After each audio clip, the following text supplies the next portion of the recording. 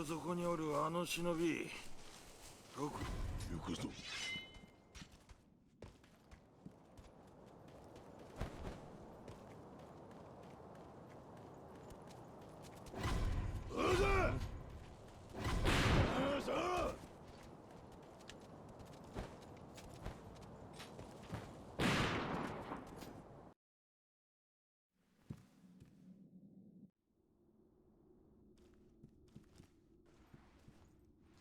オオカミ、いやこれ。いや、いしまみつあそ。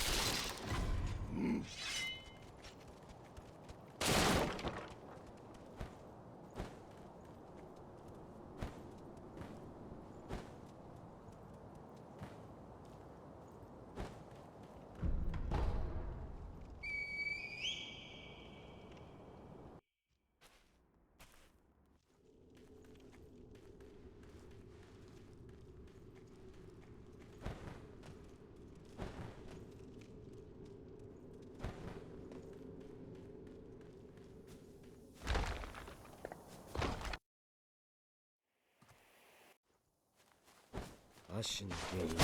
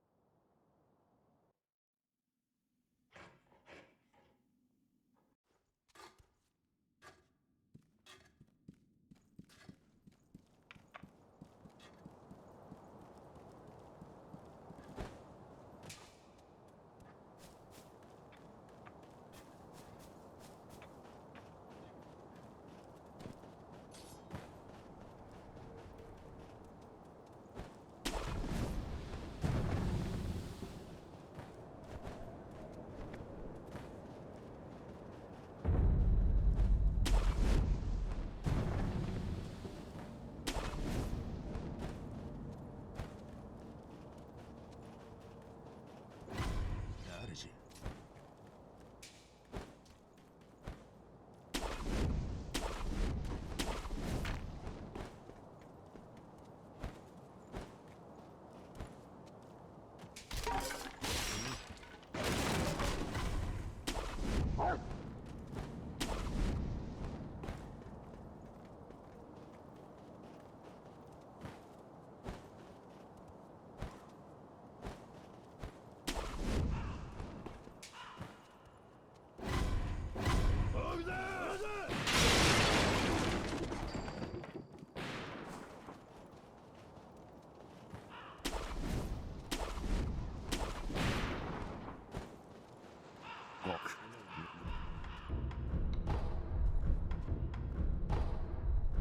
その2。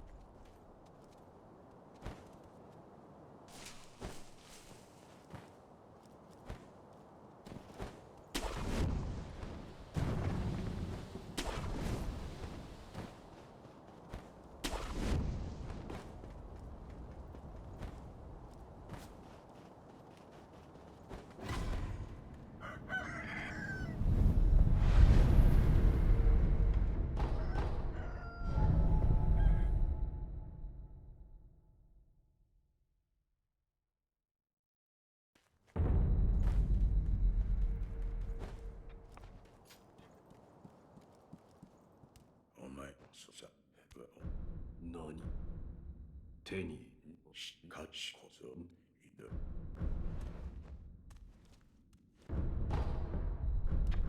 お前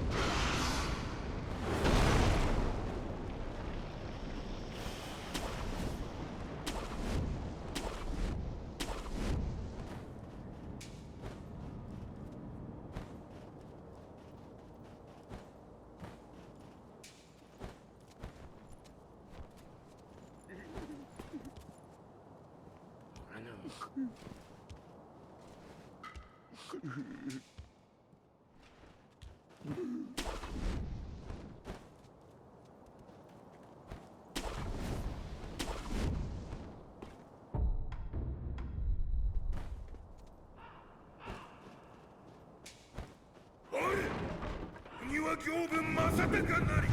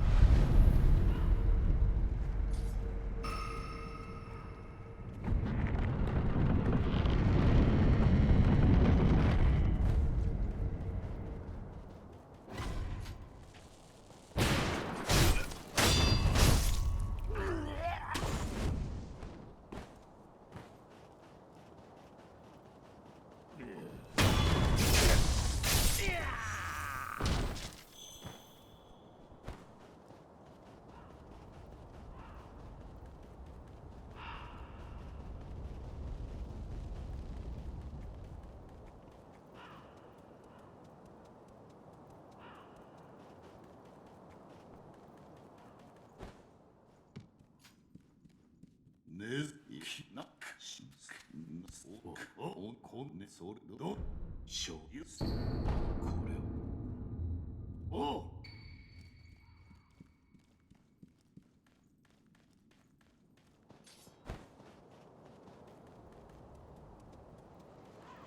悟空か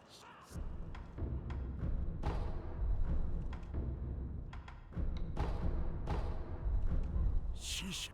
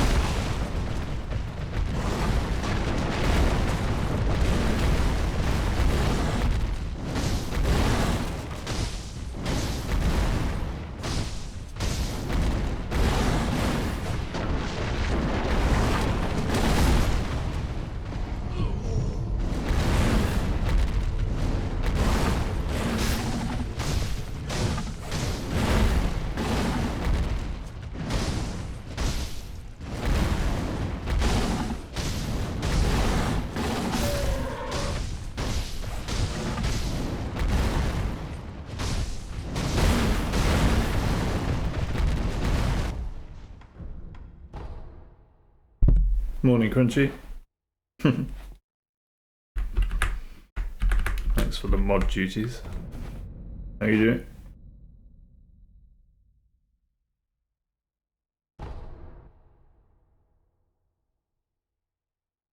I'm in two minds about Bull because I watched a Bull video yesterday about different strats, and trying the strats is just getting me hit more, so I don't know if I should just continue with what I was doing or try this.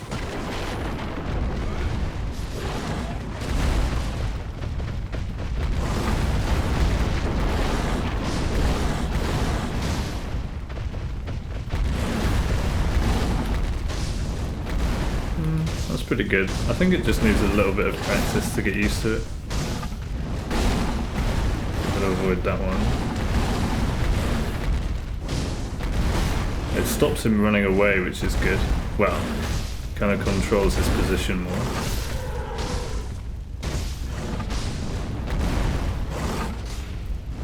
It's a really good video. You've got to bait out a quick headbutt to stop him running, basically.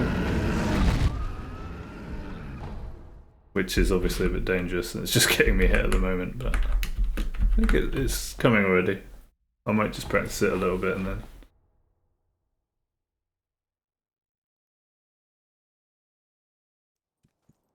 It was kind of a bit silly of me to jump straight into a run expecting to do the new strat without ever practicing it.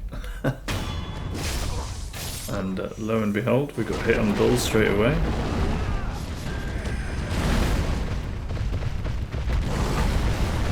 You bait out that quick attack like that, and then you can start punishing him. Yeah, okay. I can't do 2 R1s there.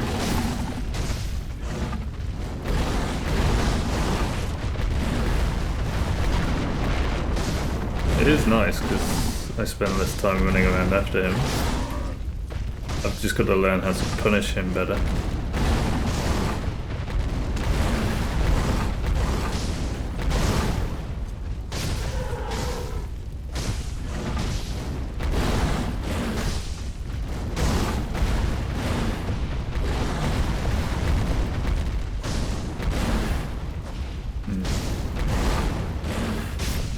Yeah, pretty good. Alright. A little bit more practice and we should get it.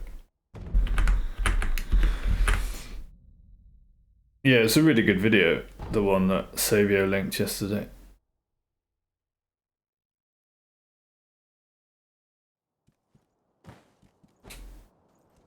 I don't know if I'm too fussed in getting the punishes perfect and like making the fight perfect, but what I did want to integrate at least was just the option to stop him running around, you know?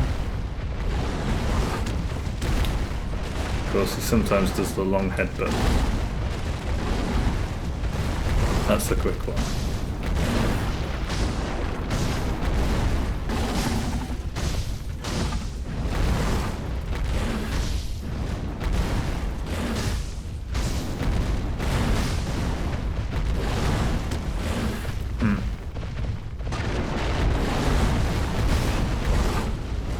Get around him there. It's still kind of dangerous, but I guess once you get used to it.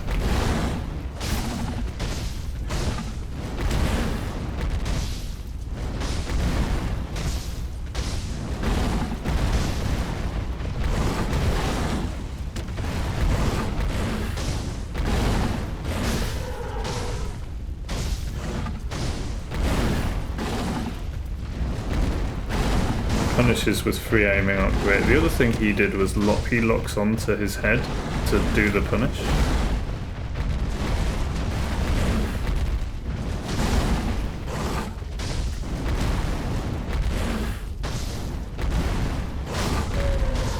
Okay.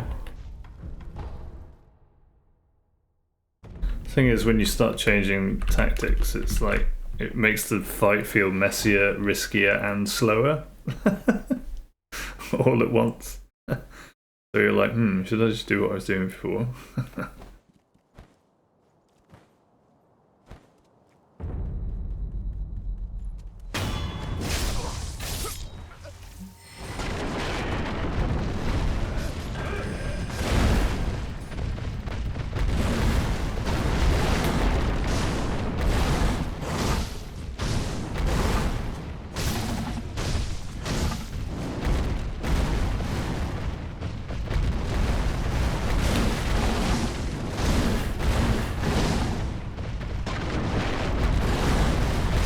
Yeah, so there he did it.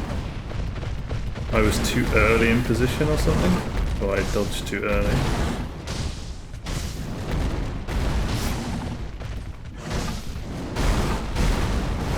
I don't know, man. It's feeling messier now, not gonna lie, but I suppose it's going to. You're wondering why I'm doing it, yeah. Because it looked really good on the video. Like, it looked really clean. Like a really good It is a really good strat for Bull.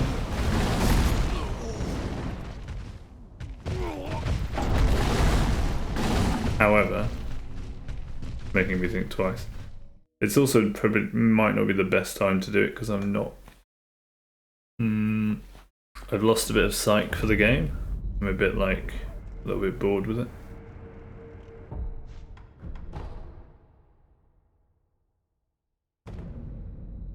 Yeah, my other strat is fairly well practiced.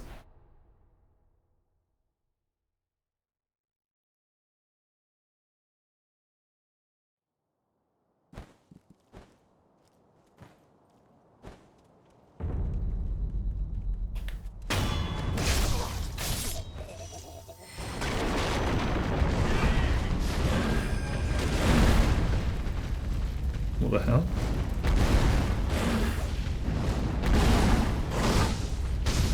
It's also relatively messy though, because I was never that consistent at getting the punishes, the headshots. Yeah, I'm obviously not in the right position there, even if I dodge at the right time, if I'm in the wrong place.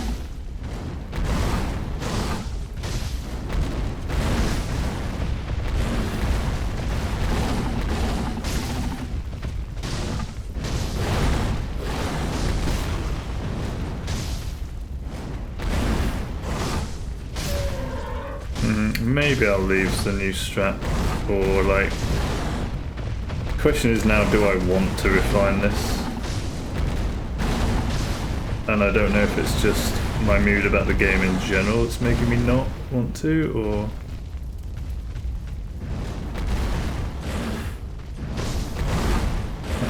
I honestly didn't really mind running around. I mean, I was killing him quicker before. Are you trying to get the shoeless skin yesterday? You're shocked you have to defeat number 2 and 3 hardest boss in the game twice. Which are they?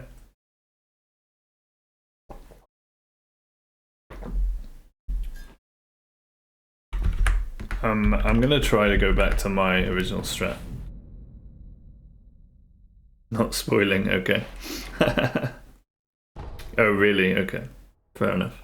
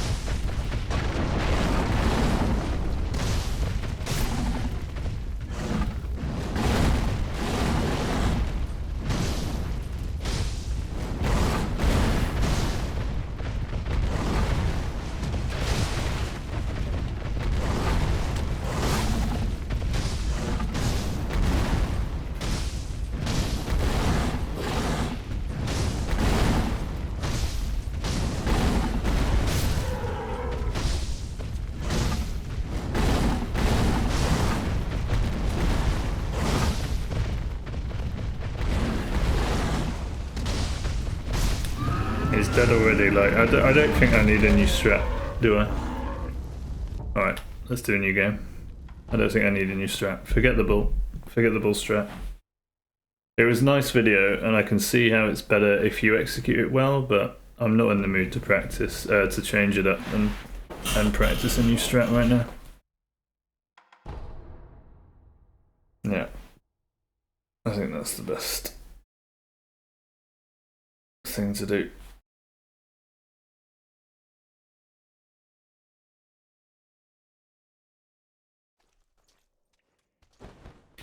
Yeah, I did. I was doing a little bit more testing with OBS last night, and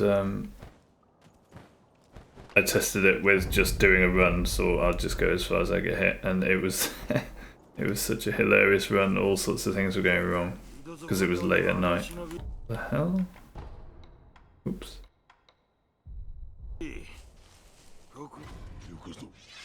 But I did get to Ape, phase 2. So it actually wasn't a bad run in the end. And I thought it was kind of a smooth recording, but then when I watched it back, it was not. So I put the settings back to how they were, pretty much. But I did notice when I uploaded stuff to YouTube last night, or exported it from Twitch, that because I'd put the res down a bit from 1080p to 936p, it seems that if you export and it's under 1080p on Twitch, YouTube basically just puts it down to 720p.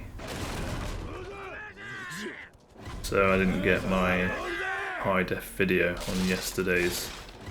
However, the VOD looked really good on Twitch. There was only like a bit of stuttering when I was practicing the bull. And there were like mostly like a couple of hours after that of completely stutter-free gaming. So I was obviously doing something right with OBS. Yeah, I was thinking if I got the run last night. Would have been, I would have taken it. I would have uploaded it to YouTube. We would have been doing something different this morning, and that would have been fine with me, you know. Especially when I'm sort of wanting this done now, to be honest. If it doesn't go down soon, I might, and if I keep losing my sight for it, I might take a break from Sekirooooo, do something else, and we can always come back to it, you know?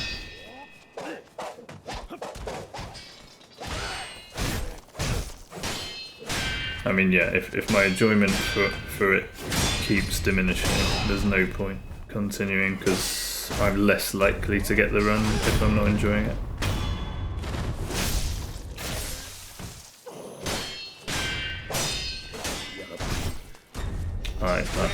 I guess.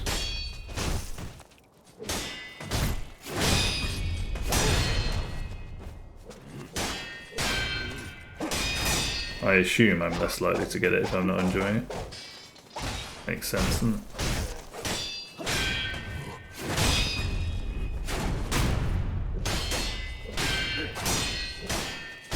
Don't really want to force myself to finish it while I'm not enjoying the process, but I am ready for it to go, I think. It's been like, what, a month and a half pretty much solid of, well, there's been OBS testing and other things going on and just messing about, but it's been a while now of just Sekirooooo, or at least a heavy focus on Sekirooooo.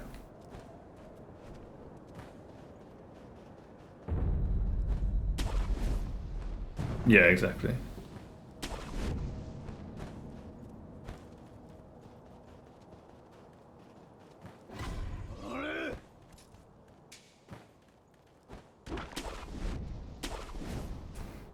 And it's not like if I don't get it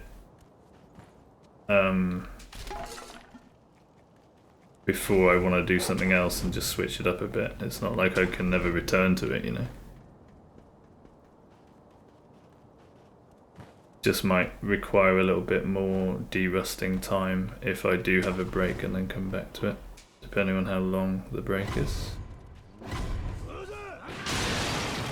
But honestly, it's not, like, in terms of my life, it's not like I really want to get this run. Do you know what I mean? It's not like everything hinges on it and I'm desperate to get it done. Hey Blanky, thanks dude. Talking about mentality.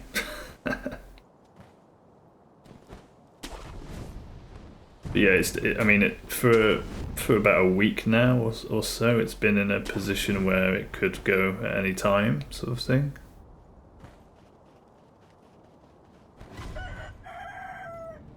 And I'm definitely happy with what I've learned and what I've practiced so far. So, not least because it's been a game that's introduced claw grip to me. I think if I've got anything big out of Sekirooooo, it's been a revelation in controller usage.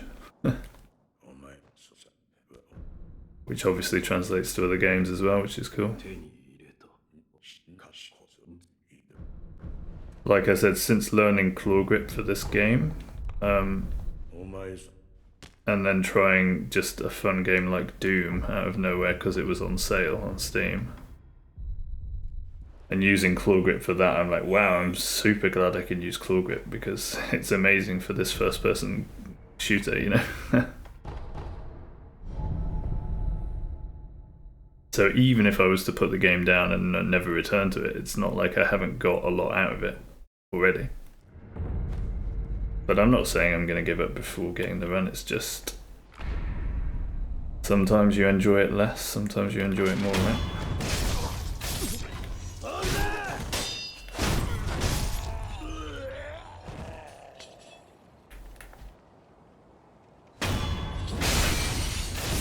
And when you're enjoying it less, you start questioning a little bit how much you care about it, how much you really want it, whether it really matters to you, all of that stuff.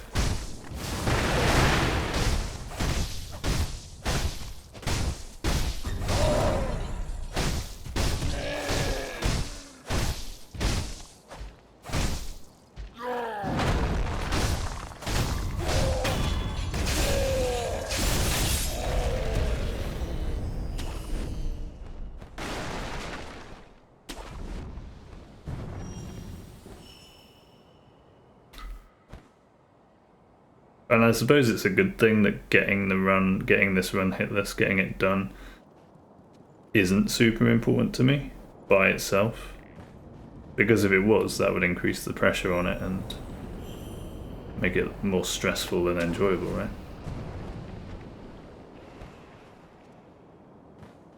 I mean, it's just a game at the end of the day.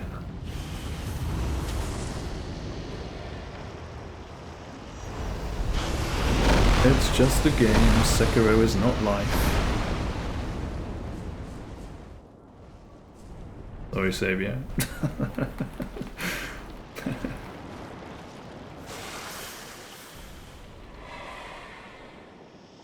No offense.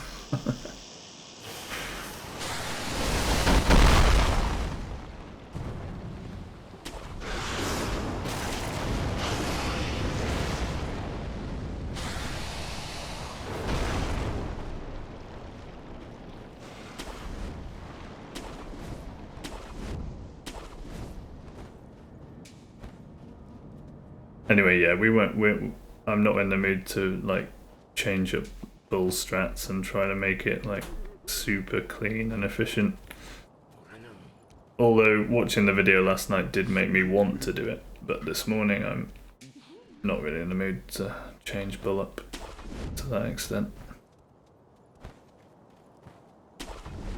Especially when it seems to be the case that it would take me a little bit of time to practice it. Because I actually did spend a bit of time on bull yesterday refining it anyway. Just my own strats.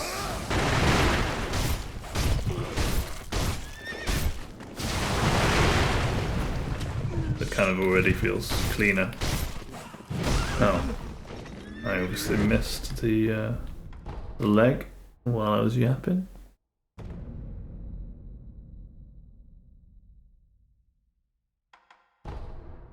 Don't need Gyobu though.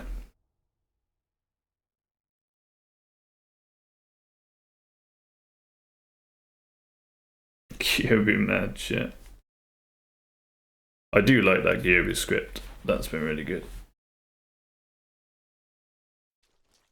But before learning the script, I also really enjoyed Gyobu learning all the parry timings. That was fun. But yeah, for consistency, the script just makes sense.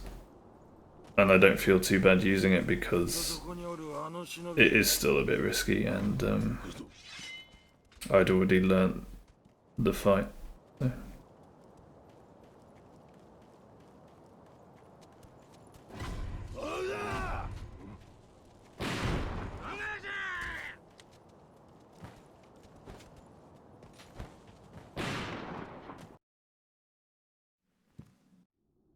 How are you, Blanky? Sorry about the other day when you came in and I ended up playing with OBS settings, but 一心見つけあその I've just been a bit hyper-focused on trying to make the stream smooth and getting into all the technical details of what the hell is causing the stutter and things like that. So apologies for that. Probably shouldn't have been doing that while you guys were in the stream. Well, I definitely shouldn't have been.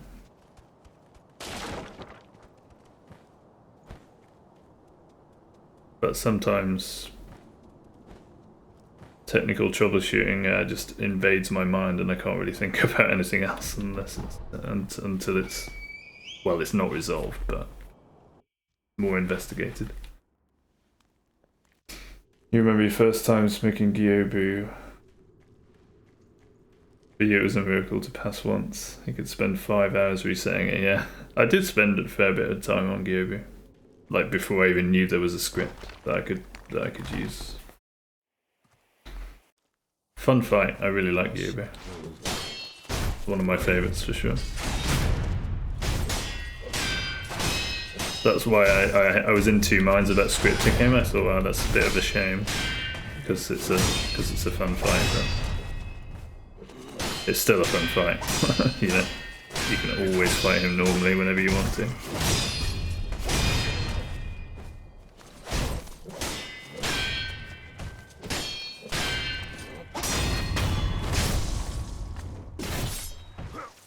Yeah, the mentality is going to be pretty rough.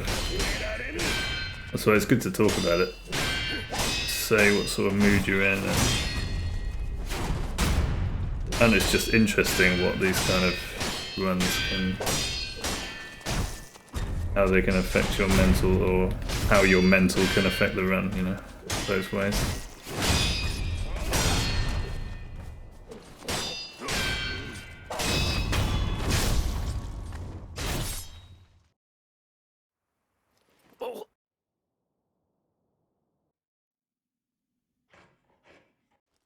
Curiosity seeing my title.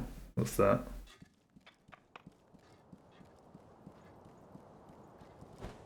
OBS, please don't stutter. Oh yeah, I do. One sec. Just gonna shut the curtain. Sun's coming out, which is nice. Yeah, I do. It's not to do with settings like that. It's to do with your monitor refresh rate. It's interesting because Croaks' video on the Bull last night when I started watching it, the first bit of footage was really smooth, but then he had loads of stutter and a lot of that footage as well. And I'm like, yeah. So he might be using OBS. Mind you, it might be the same for any streaming recording software, I don't know. But from the research I've done, basically it's because of the fact that OBS or Twitch generally by default wants to be 60 frames per second. But the monitor refresh rate that you're playing on, I still don't really get why this affects it. It must be the way OBS is coded. It never exactly matches 60. If you go to displayhertz.com, I think it is, and set your monitor to 60 hertz, you'll notice that it's like either 59.99 something or 60.00 something. It's never exactly 60. And it's something to do with the way OBS is coded, that that means you've got some kind of interval of stutter-free gaming and then recording rather. And there's always going to be an interval of stuttering that happens. One of the causes of stuttering is not running as admin and having the preview enabled. I do have the preview enabled. I was thinking about changing that at some point and removing it. That's one thing I haven't tried.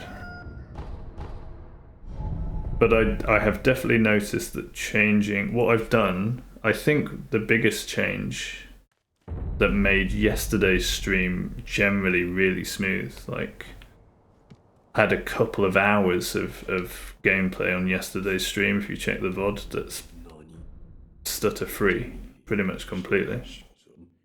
And before I changed the settings, I was getting about 10 minutes, 11 minutes of no stutter, followed by 2 or 3 minutes of pretty bad stutter. And it would just, that was the interval, it would always do that, like clockwork, you know? But now I think, because I've put a fractional setting, and what I found online was this fractional setting apparently only applied to video recording and not streaming, but I think it's actually applying to streaming. They might have been talking about an older version of OBS.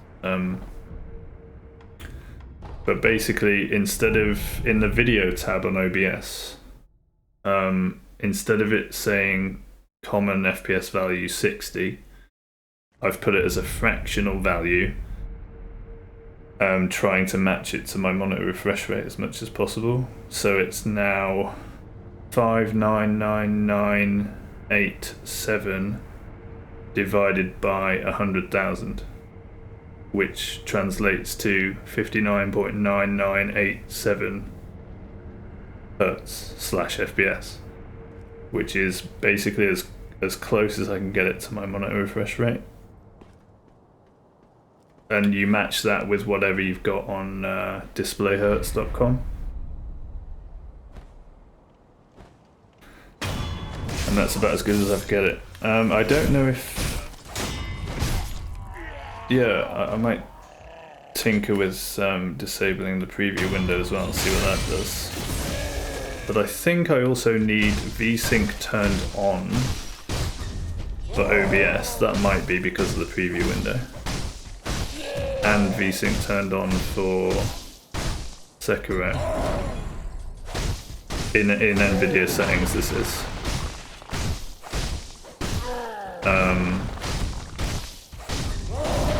And prefer max performance in the power setting for OBS, but not for Sekirooooo. And I'm now running Sekirooooo on full screen instead of windowed, which seems to have made a difference as well. It's weird because when I started tinkering with settings, before I was playing Sekirooooo windowed and that was good, and full screen was not. But somehow now, if I play windowed, my game on my screen goes stuttery with windowed, but not with full screen. So I just don't know. There's still a lot of question marks about it.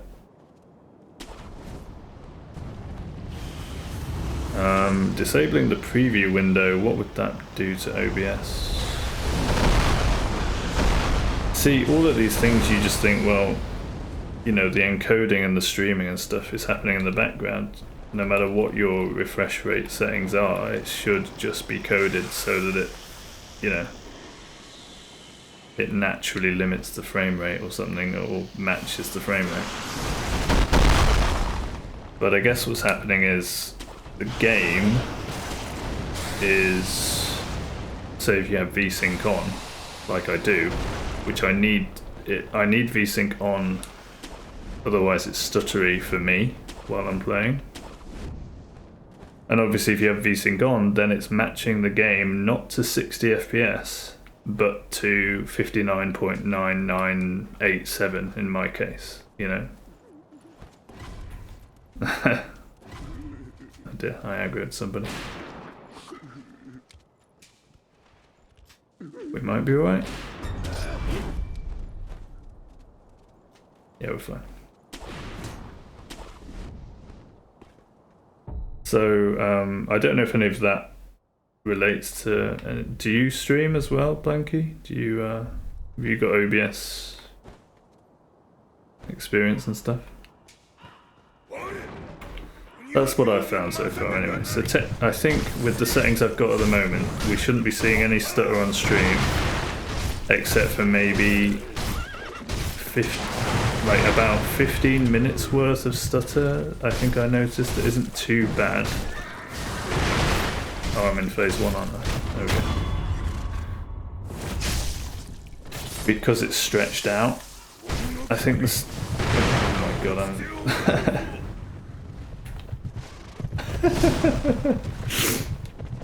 Yeah, I apparently that was the limit of my being able to talk about a technical issue and playing the game at the same time. You see it well.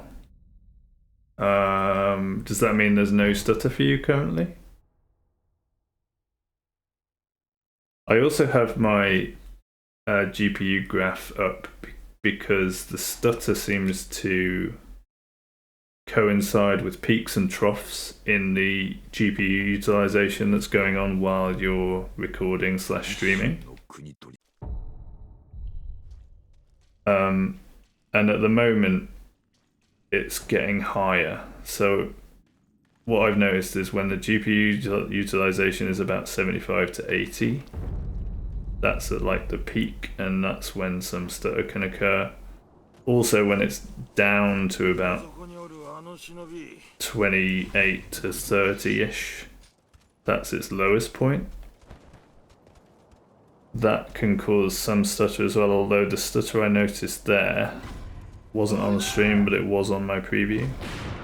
Yeah, there's all sorts of crazy shit going on, honestly. I mean, it's interesting stuff in a way, but it can also be a bit infuriating because you just think, why is it coded like this? Why is it, you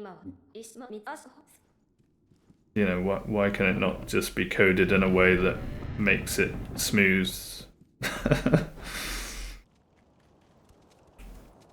Just it can encode smoothly, so just, you know, somehow compensate, you know, with coding. I don't know.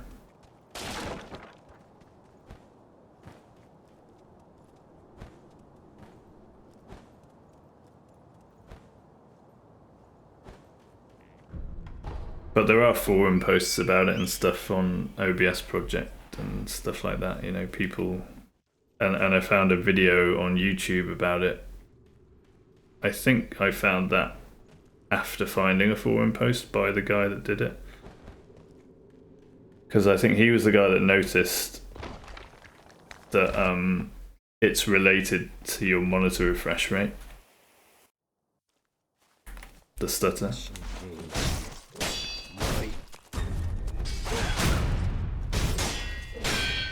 But the fact that you think disabling a preview window on OBS might help, that might fit with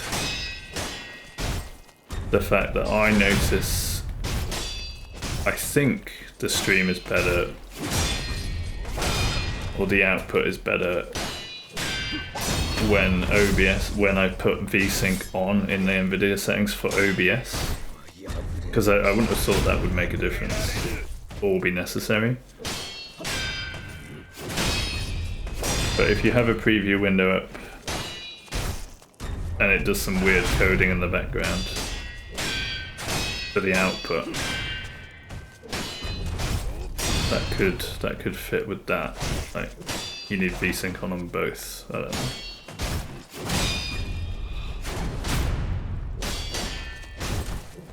The thing is, I would have thought, nice terrain by the way, I would have thought if it is tied to VSync and refresh rate and stuff, I would have thought that it would be better to just have VSync off on everything and then just say 60 FPS for the stream or for the output, and then any tearing that I see, you know, fair enough. If I see tearing, I can deal with it or whatever, like, you know, stuff like that. But I'm sure I tried that. I turned VSync off everywhere. Tried different refresh rates on the monitor and stuff.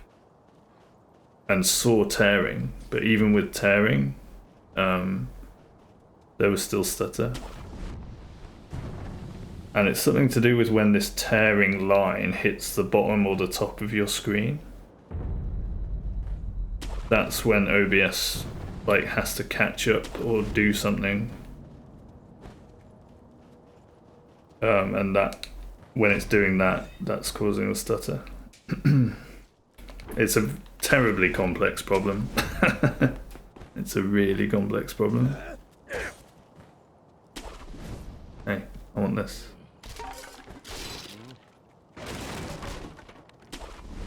That I've been sort of burying myself in for the past few days now, trying to resolve it. But like I say, the best thing I think I've done is that fractional FPS value, putting that in the video tab,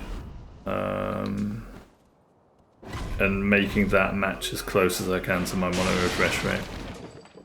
What the guy on the video on YouTube does is he sets a custom resolution in NVIDIA control panel for the panel that you're playing on. And through that puts like a fractional value in for the refresh rate on that resolution, that's kind of like, say I have just below 60 Hertz, he would then naturally, he would then put the custom resolution frame rate to just above 60 Hertz to try to make the actual refresh rate as close to 60 as possible. He did that and then also did a fractional value in OBS. But what I've realized is you don't need to do the custom resolution, you just need the fractional value in OBS to match whatever your monitor is currently. I did try the custom resolution, but because it only goes to 2 decimal places, or 2 or 3 decimal places, I needed more decimal places to change to make it more 60. Basically, I went from 59.9987 or 86, wherever it is, to 60.0018 something. Does that make sense? Anyway, it just swung the other way rather than, and it didn't really make it that much closer to 60. My god, I've been yapping for so long. Need a break. Does all of that make sense? Or have I lost everyone?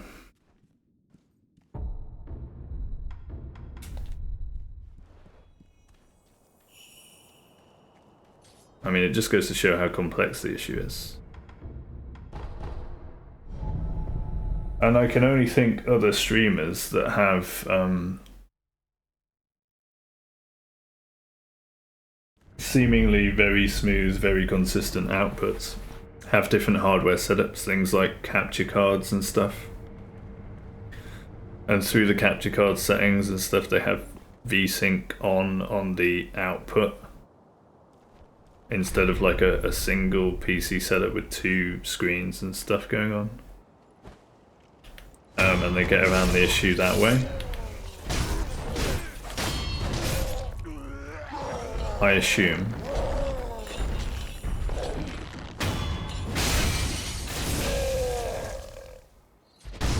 I think I've lost everyone. Sorry guys, too technical for the morning. And I'm dead again.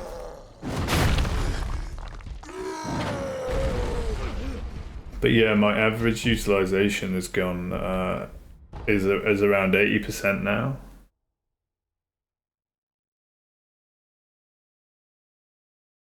So we might be approaching a kind of stutter window. But what I did notice yesterday was the stutter window was longer. I think it was about 15-20 minutes.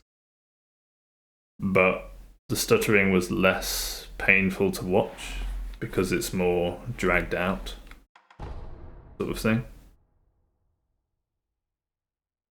So instead of what I had before, which was by default settings, I have about 10 minutes no stutter, 2 or 3 minutes with stutter.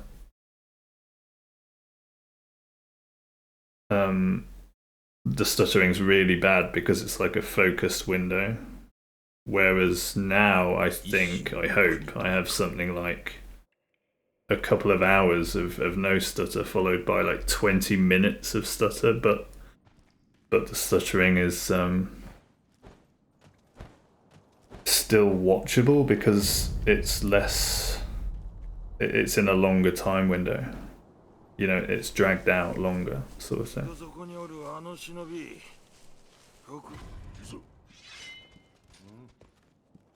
Anyone still there? Or have I lost everyone?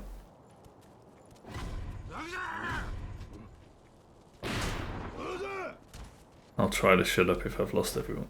Actually focus on the game again. Alright, Crunchy's still here.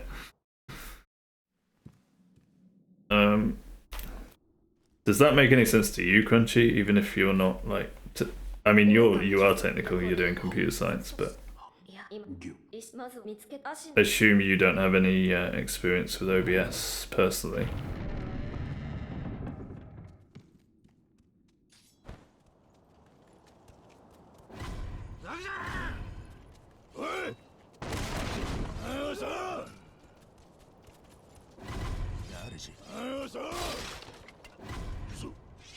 And I think Blanky said he's not super great at English, so I fear that I've maybe lost Blanky with too much explanation.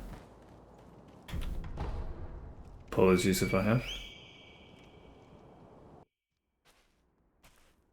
But yeah, with a certain setup like I've got, obviously OBS in the background, the way it's coded,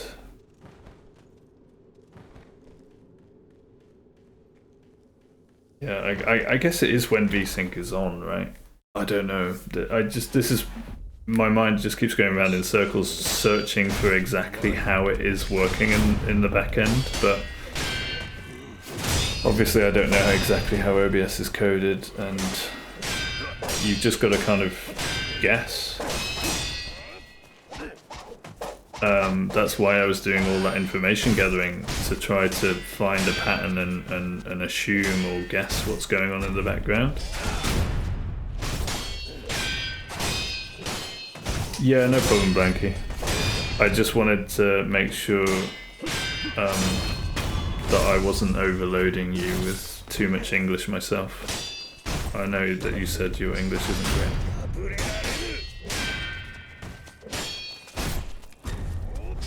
So I don't know if that makes any sense to you, what I was talking about. But that's basically as much as I know about the issue from personal experimenting and investigation and tinkering so far.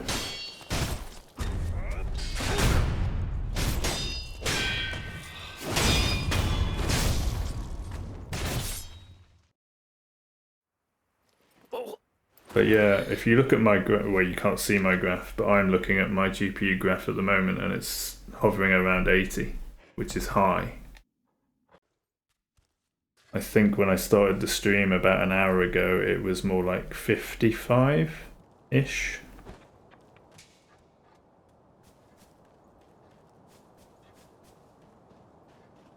Yeah, but the thing is, it's to do with OBS, like...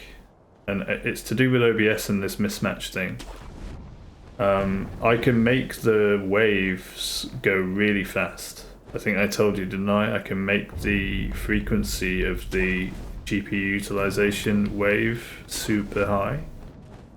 Super short wavelength, so I can make it go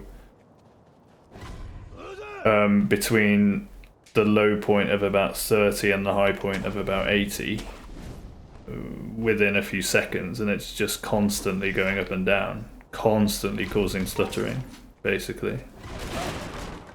Or you can try to make the FPS output basically match your monitor output that the game is V-synced to, and if you do that, the closer you get to that value, like I have now with the fractional FPS value, the longer the wavelengths of the GPU utilization.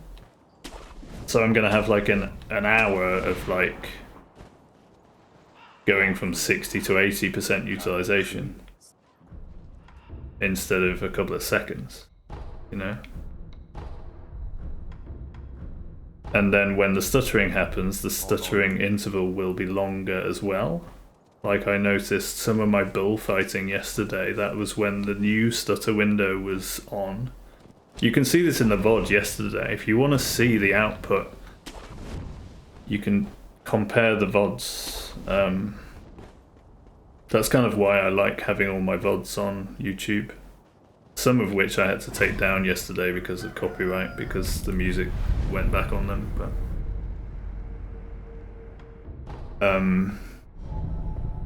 But yeah, if you look at the VOD from yesterday, most of the gameplay is really smooth, but there's a bit in the middle around 2 hours 30-ish. I think certainly 2 hours 30 to 2 hours 45, I'm fighting the bull.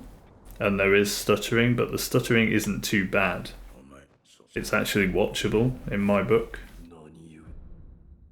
But that's the long stutter window. And then if you compare it with a VOD from like a week ago or something, you'll see 10 minutes of smooth gameplay, and then you'll see 2 or 3 minutes of really bad stutter. Or, you know when I was just spinning around in this area? And for 10 minutes it was smooth, and then 2 to 3 minutes it was bad. You know, that's the comparison.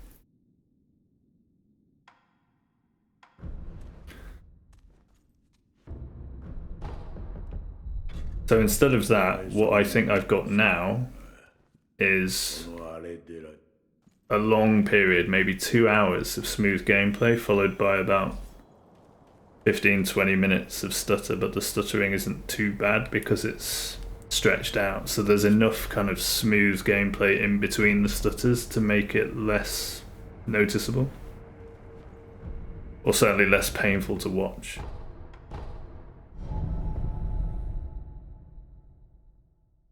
But yeah, I'm in a period of high utilization now, and because the frame rate of the stream is as close to my monitor refresh rate as possible, it's gonna be like this for a long time, and then it'll go down.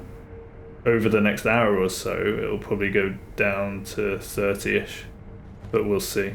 It's at really high utilization now though. So it's basically at its peak. So we should be in for some stutter. On the preview it's still smooth for me though. But like I say, the stutter window should be long, and it should be less noticeable.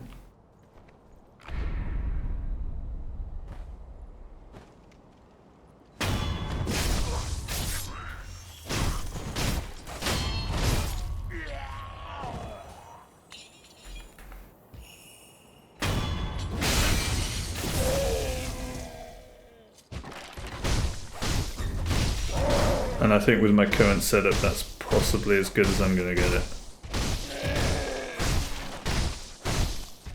Unless there's something else that affects it, like Blanky was saying about the preview window. It might be worth trying a stream without the preview window just to see what the difference is. Because I'm intrigued about that now. Hey, how is that not a backstab?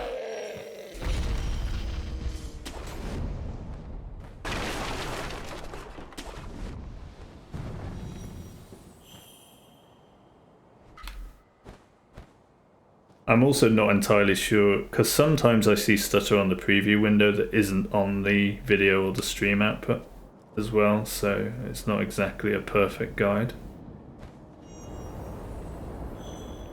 to tell me when it is stuttering. Because there was another stutter window when I was doing that testing in the starting area. There was the 3-minute one that was horrible, that was on the stream. And there was a shorter window of about 40 seconds, which was bad as well. And that was regular, but that was only on my preview. That wasn't on the stream. And that coincided with the low point of the utilization. And the big stutter window that was horrible that was on stream was on the high point of the utilization. And at some point I changed settings and I noticed it was the other way around. I think that was on a higher frame rate. So I would have my monitor at like 144 Hz, but still playing at 60 on Sekirooooo, obviously, because it's locked to that. But then because it was above it, I noticed that when the utilization was low at around 28-30%, that's when the stutter was on the stream. And the high point was when it wasn't on the stream, but it was on my preview window. The complexity of this issue is baffling.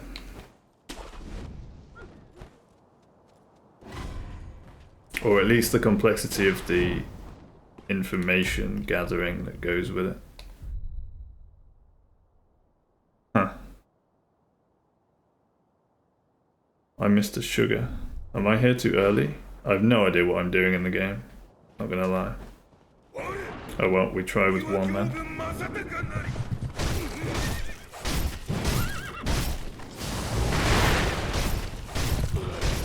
I actually wanted to see what would happen with only one buff. It should still be fine.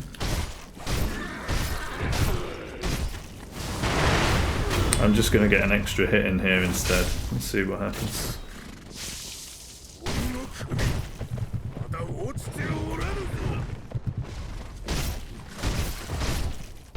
Oh.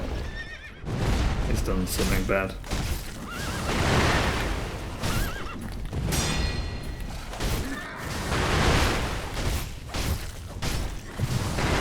We've messed up Gyobu. This is all a bit messy.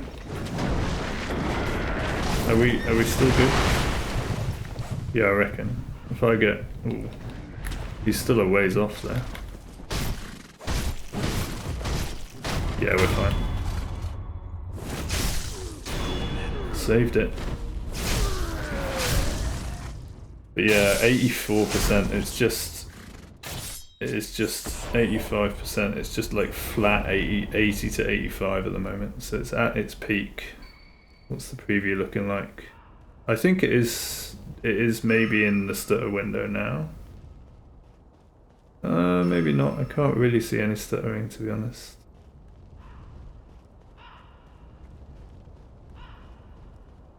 Yeah, imagine I saved that ape. I could have been if I'd been more patient, or if I'd known Ape's phase 1 behaviour better. I think I could have got a stagger and got him back into the loop. I just attacked him at the wrong time, basically.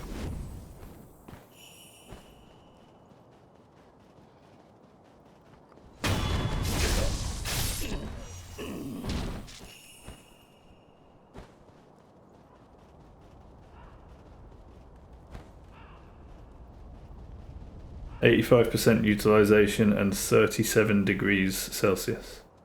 That's how good this graphics card is at cooling itself. It's practically cold, you know what I mean?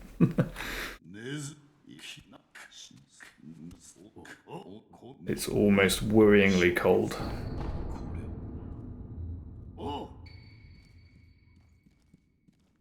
34 degrees. Freezing.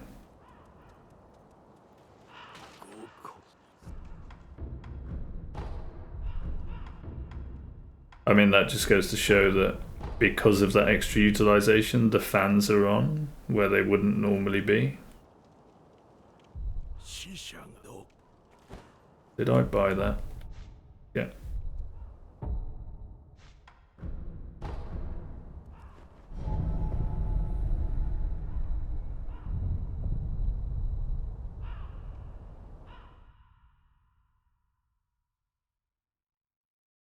So yeah, lower utilization, say if it's around 40%, it might be at about 50 degrees instead of 35 degrees.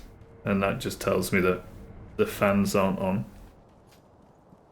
I guess. Because the fans only come on when it's being utilized enough.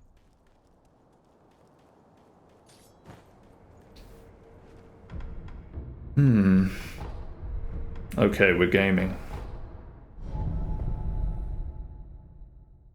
Let's try not to experiment too much on build and just get it done.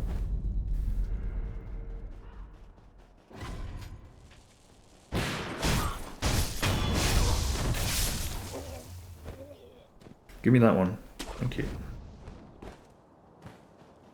Okay, buddy. Take care. See you in a bit.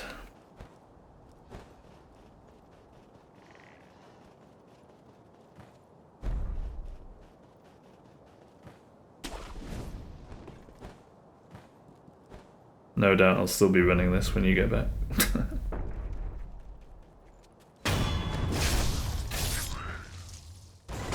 Probably still talking about technical issues at the same time.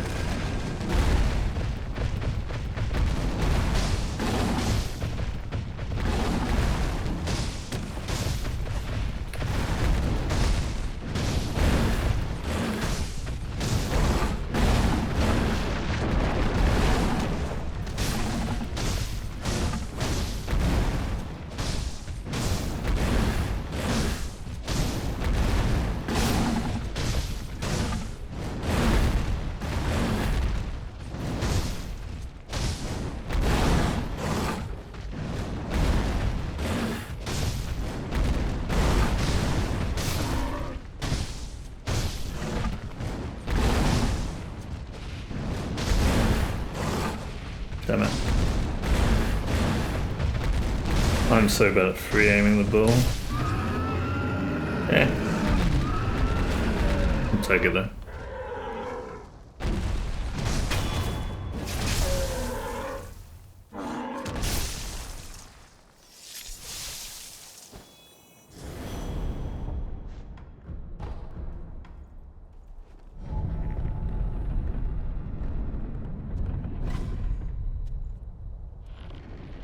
%90 utilization. My goodness. It really has climbed to the top. It must be stuttering now. We must be in the stutter window.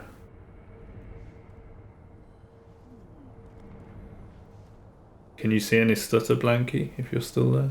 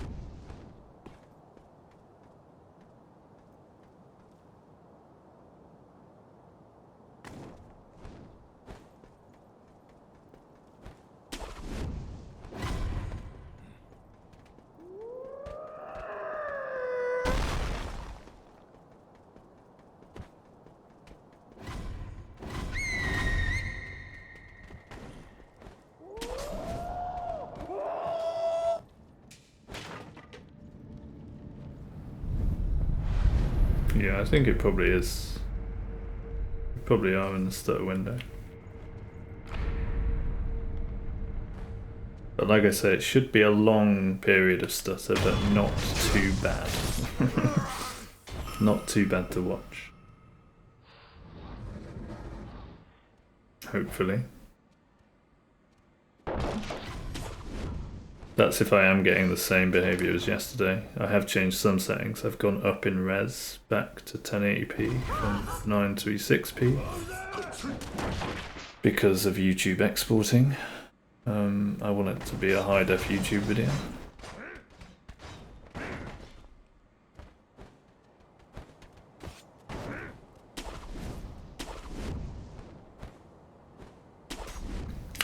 Other than that, the settings should be the same. So we should be getting the same behavior.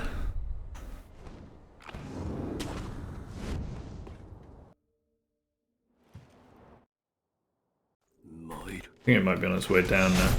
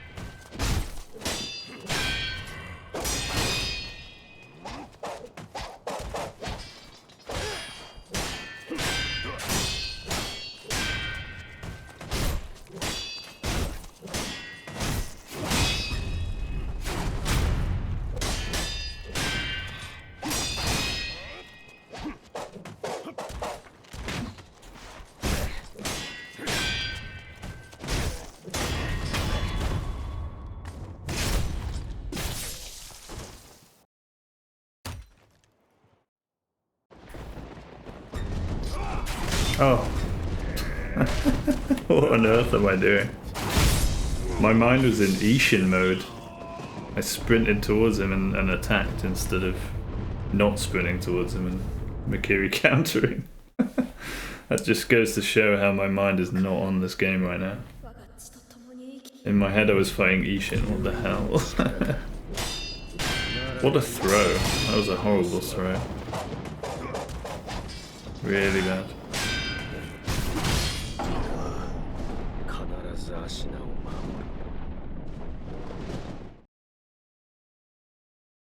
That was just a straight up stupid mistake. It wasn't even a mistake, it was a throw, it was a full on, like, not even in the right mind frame for that boss. Just thinking about another boss for no reason. I don't know, dude. Let's just do a new game from here, I suppose. Alright. I'm gonna try to focus on the game this time and stop thinking about other things. This is the point, if my mind isn't on it, I'm just gonna throw it, right? At some point. I'm always gonna throw. I mean, that was a good run that I just completely threw. Just by, it's not even a case of forgetting to Mikiri counter that first move, it was just, I just ran towards him and hit instead. Which is what I do on Ishin. I don't know, dude. My mind is elsewhere. My mind is not on the game.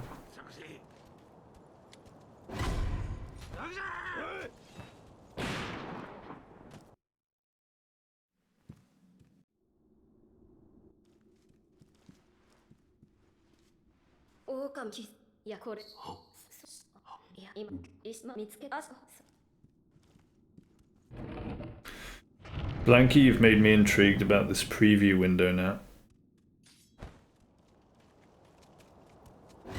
Is that really the cause? It might be the cause, because if OBS is displaying a preview, and that's kind of somehow not matching up perfectly with the game refresh rate or something, that might be where it's coming from. I think a good test for that would be to turn off the preview window and keep an eye on the GPU graph to see if there's any behavior that's different in the background.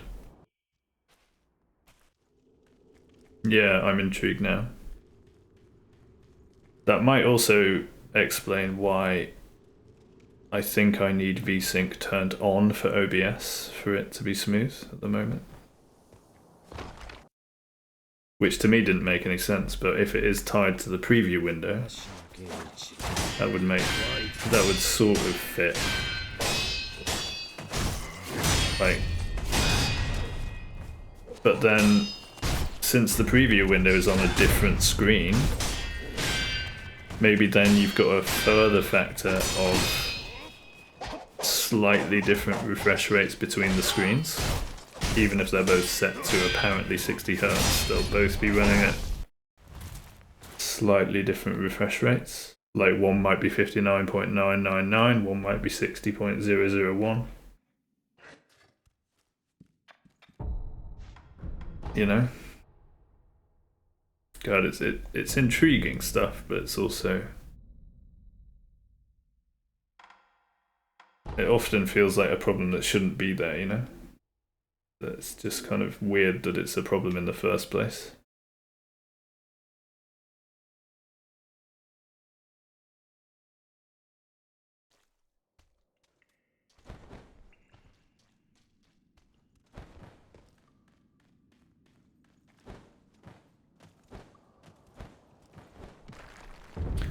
But you know, when I was working, my professional work was in problem solving, technical troubleshooting.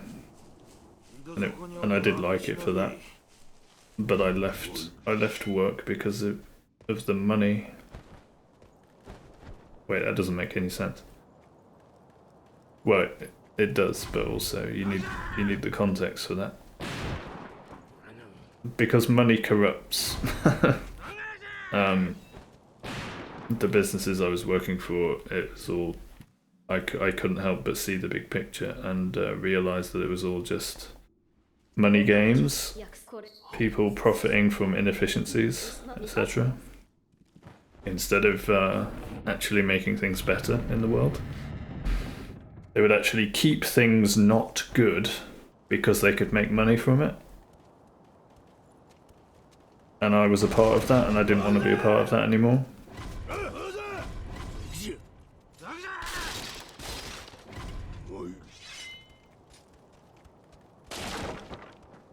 Anyway, let's try to play the game. He says as he... Now, you know what that was the game's fault. I pressed the jump button. Sometimes the jump button just doesn't work. I definitely pressed it.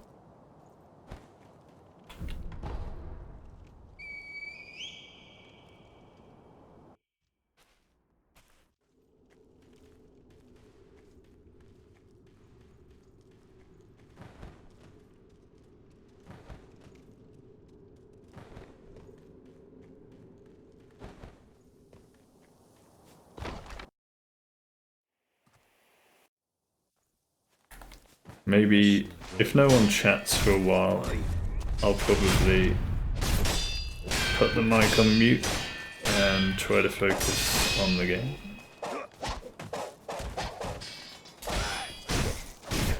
Because if the mic's on mute, I'm less likely to be yapping.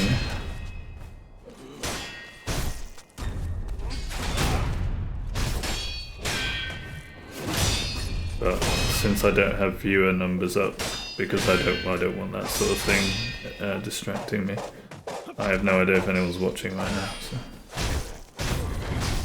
If I don't get any chats for a while, I'll pop mute back on and try to focus on the game.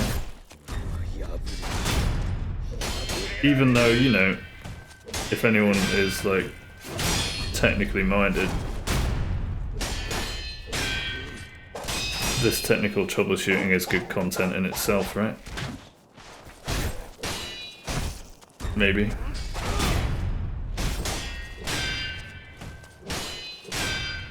Mind you, people tend to watch Twitch trying to escape the real world rather than engaging with it, right? So.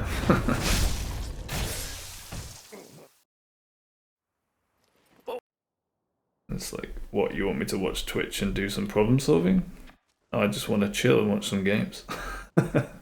That's fair enough.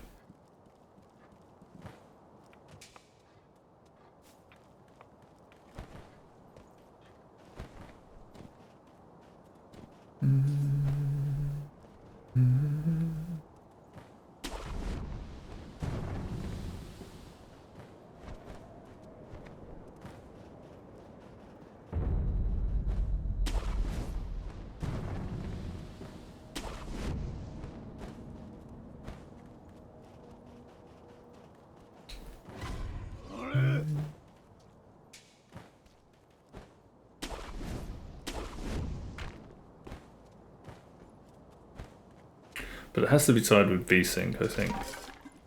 It makes sense to me that if OBS has an issue with mismatched frame rates,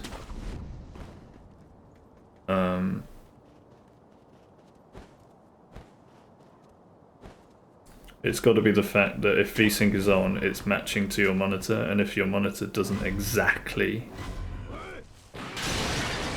which it won't, no monitor will be exactly 60 Hz. Then there's gonna be a mismatch between what the game is running at in terms of frame rate and what OBS is expecting in terms, or trying to produce in terms of output.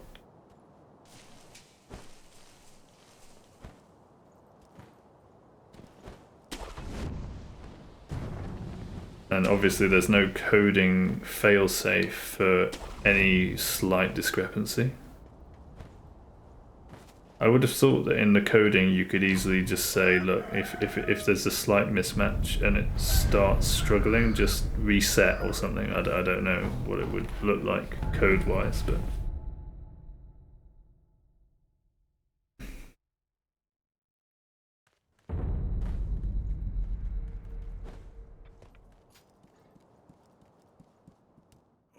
そさわい何よ手に勝ち殺す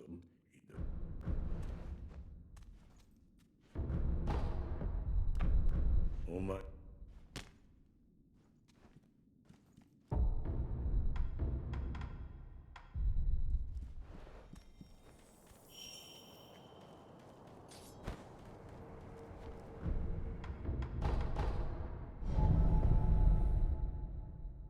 Okay, I'm going to pop mute on and try to focus on the game.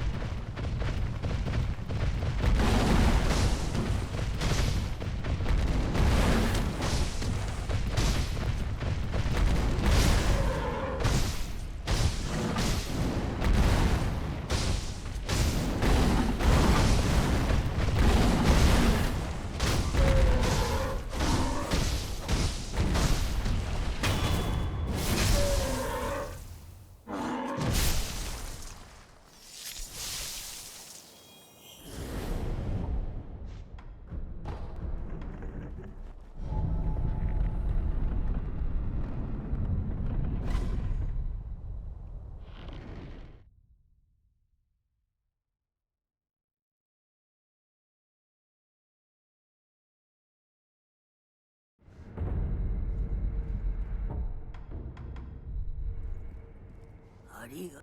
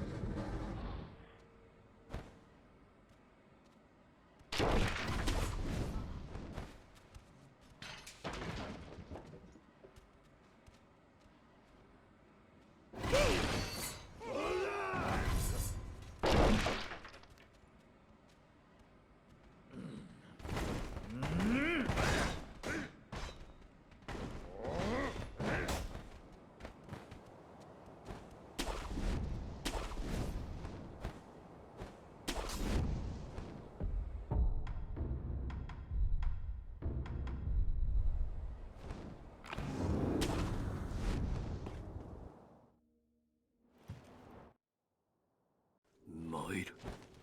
シナリオ再び参る。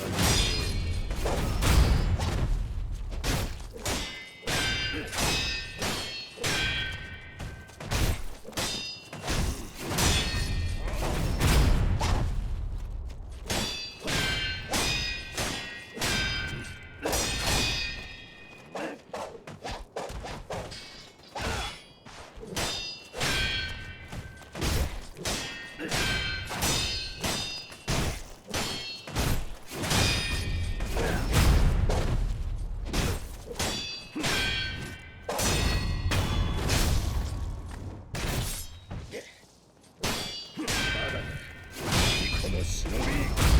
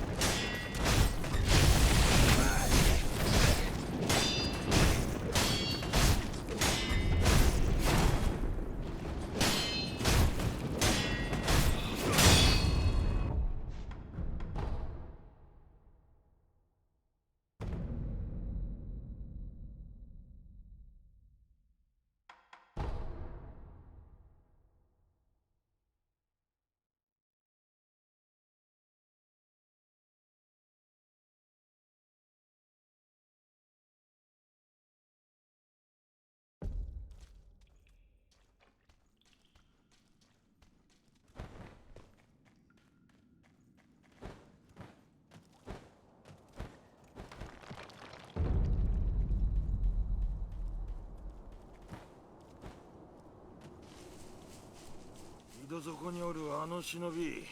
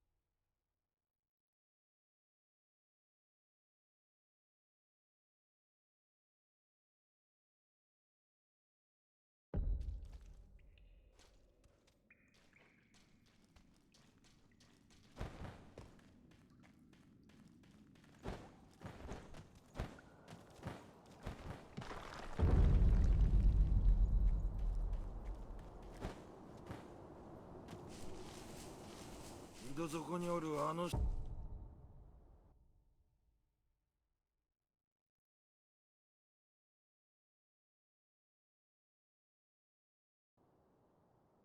忍びそう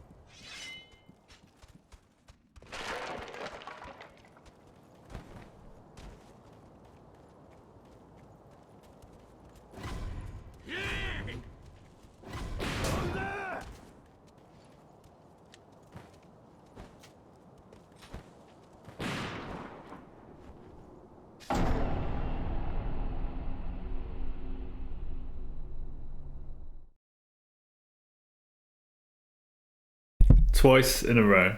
Twice in a row missed the window. I'm not sure today's the day, boys. And girls.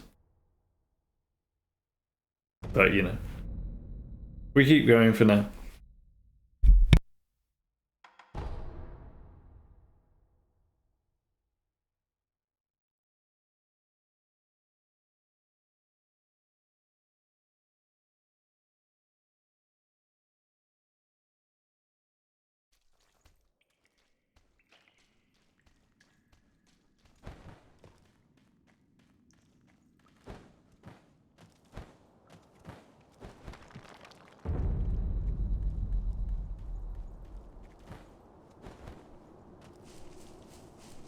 井戸底におるあの忍びもう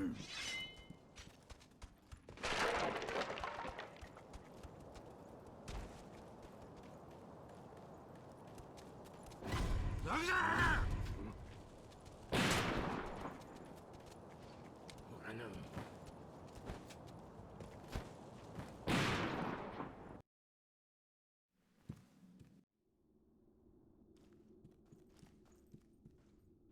狼いやこれいや今石間みあそ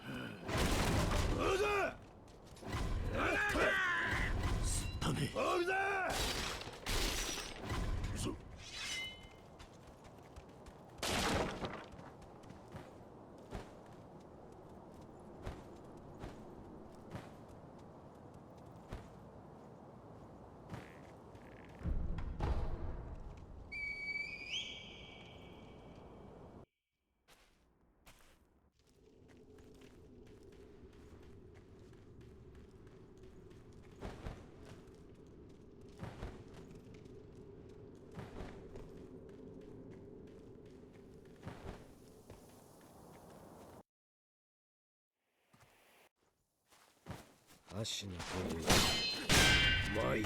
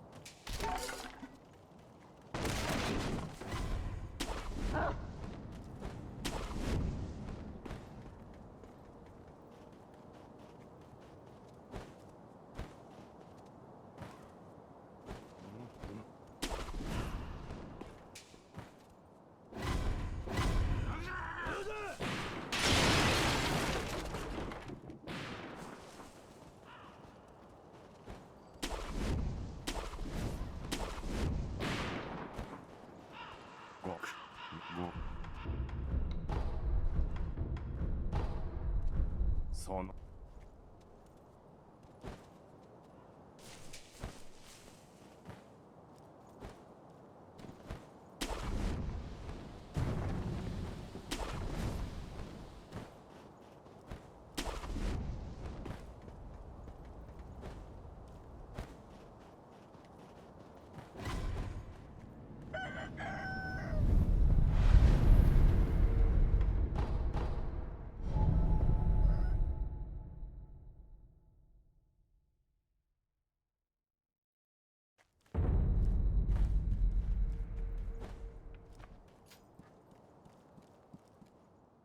お前、そさ、わし、何手にしかしこそ、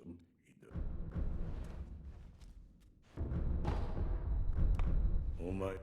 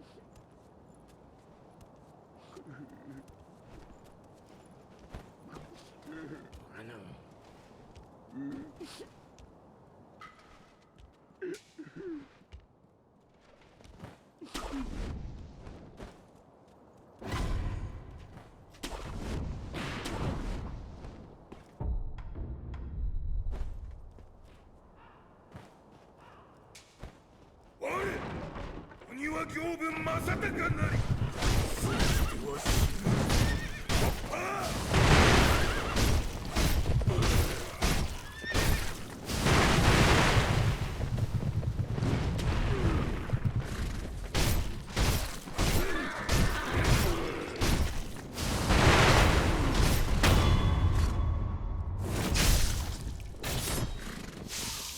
鬼の首、まだ落ちておらぬぞ。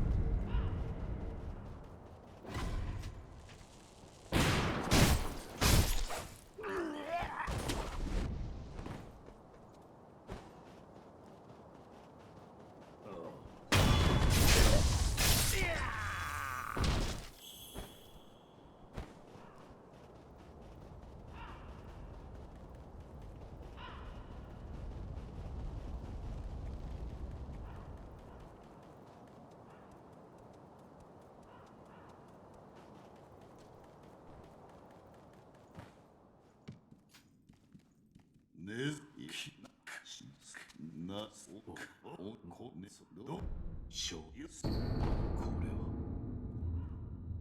おう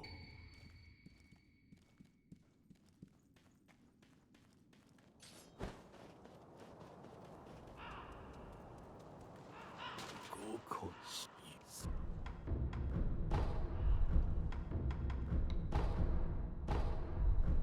し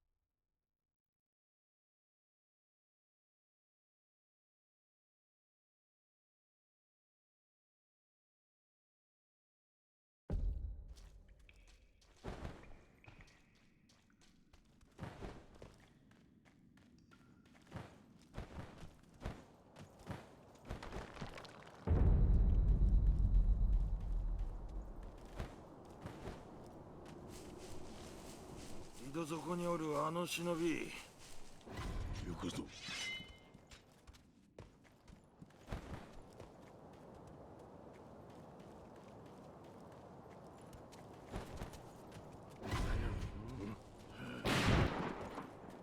探せ。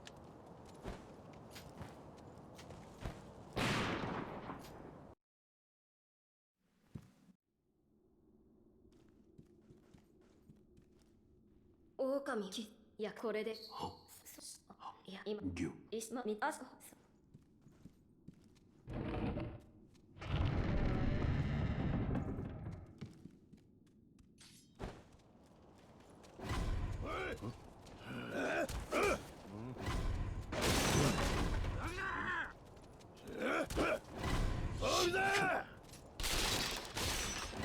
くぞ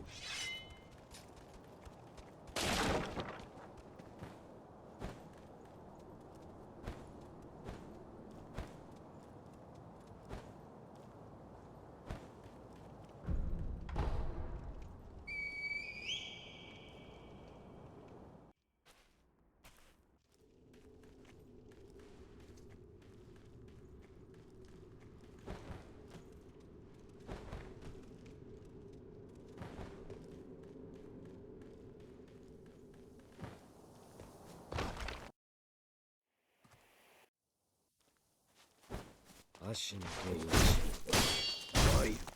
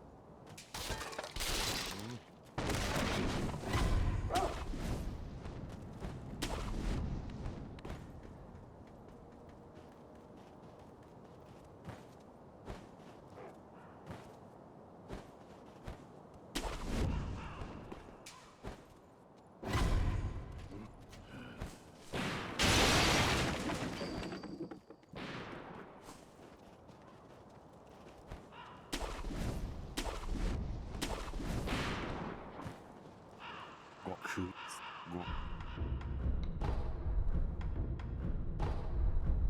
の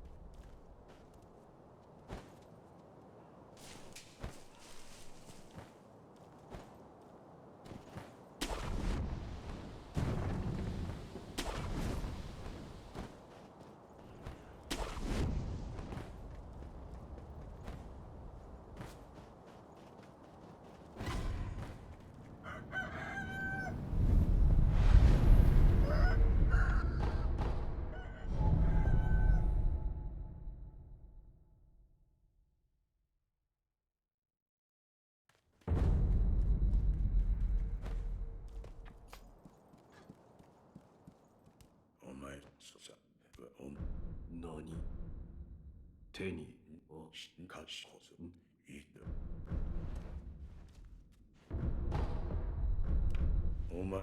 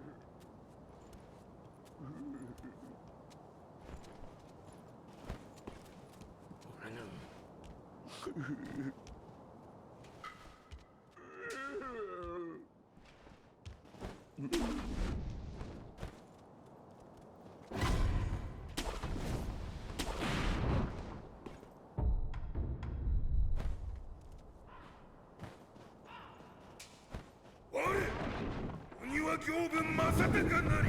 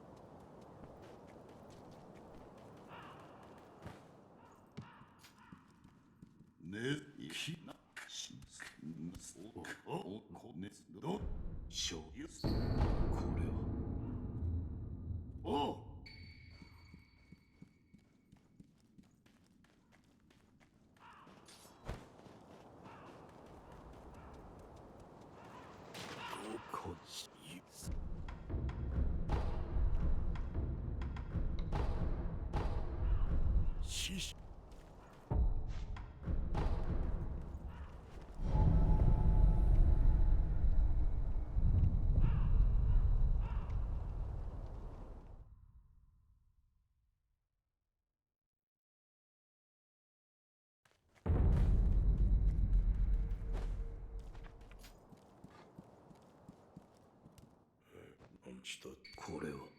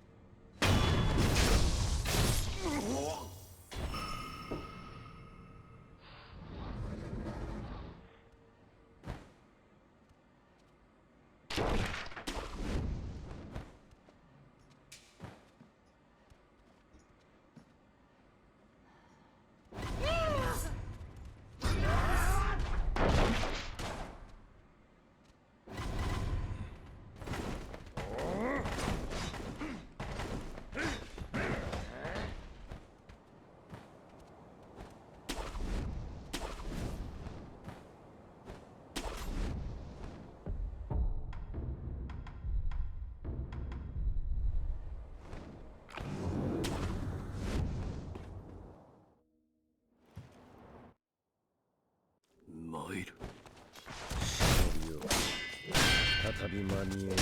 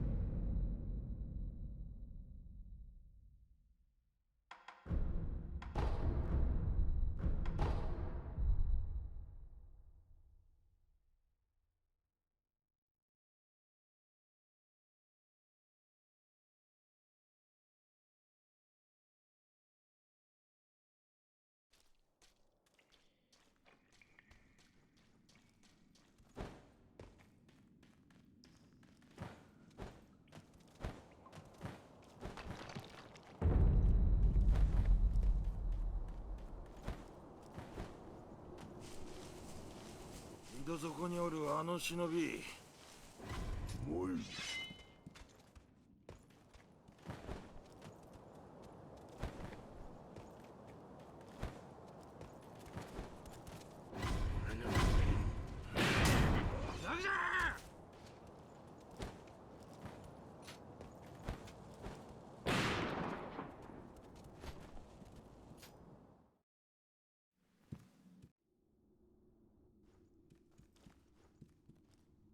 狼。いや、これ。その。いや、今、まず見た。殺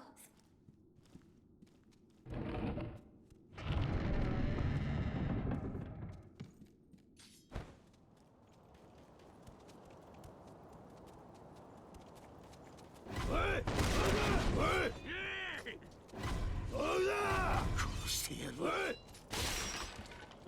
行くぞ。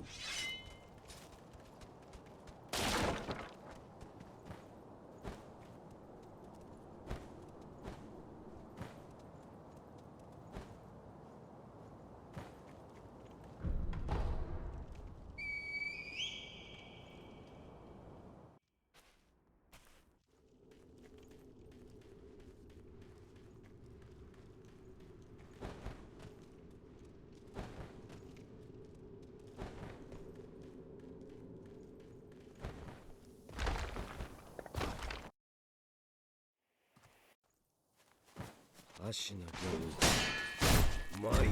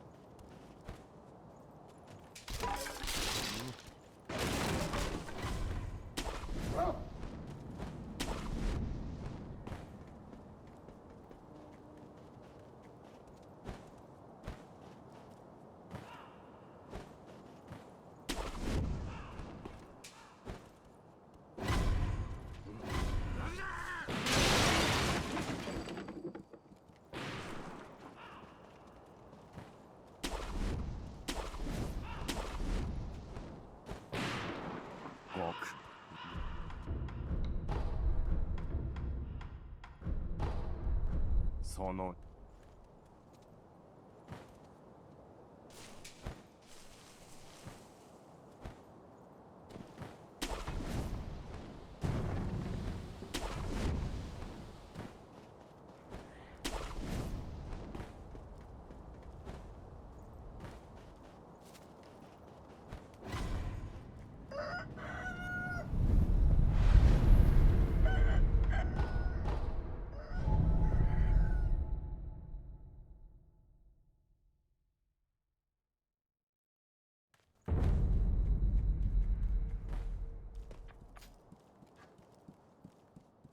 お前そうさ何手にかしこそ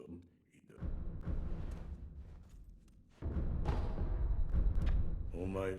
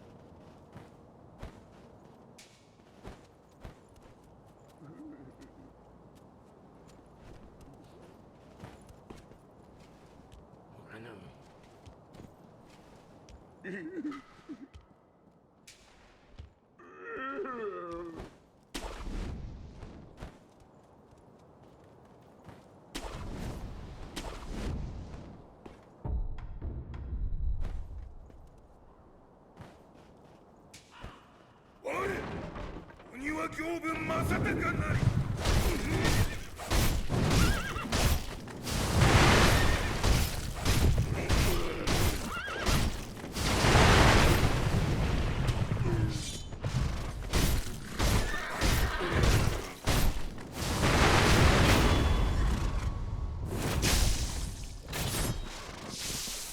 鬼の首まだ落ちておらぬぞ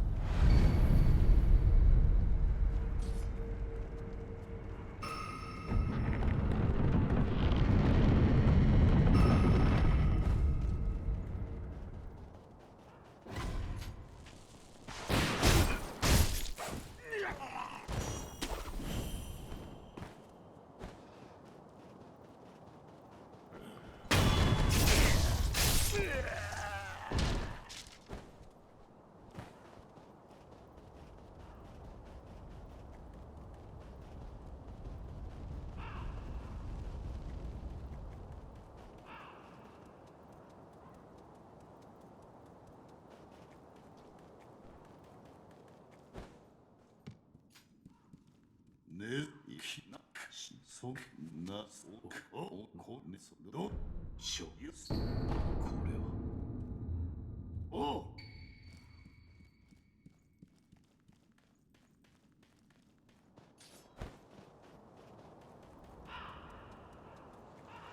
極か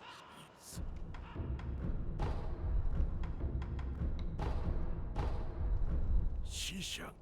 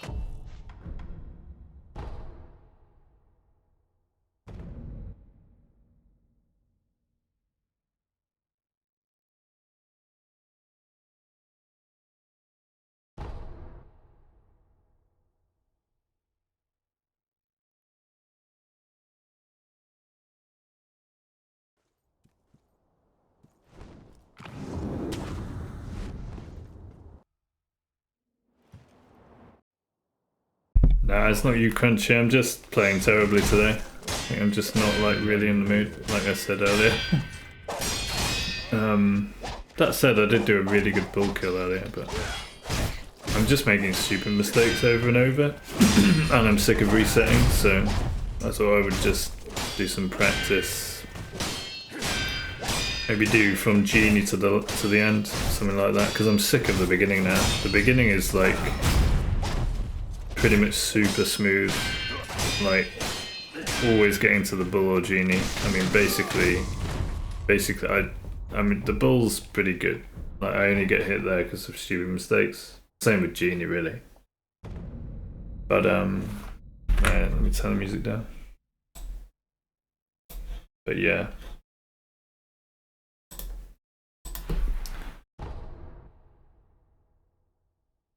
Yeah, well, that's what I mean. I'm gonna stop resetting the beginning because I'm really good at the beginning now. It's going smooth and consistent.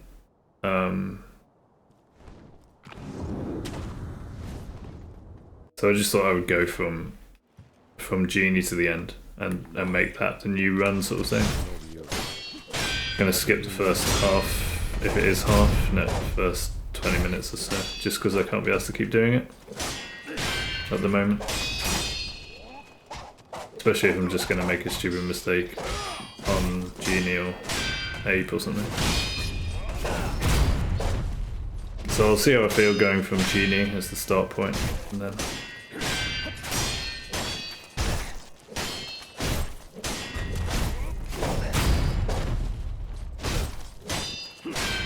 I don't think I've had a single run past Genie today. It's just all been beginning, which is terrible. Mind you, most of it's just been like not really focusing and still thinking about OBS stuff and all that jazz. Talking about that for the first hour of the stream and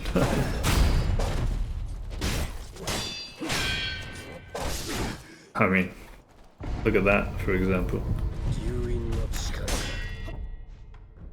Look at that for example.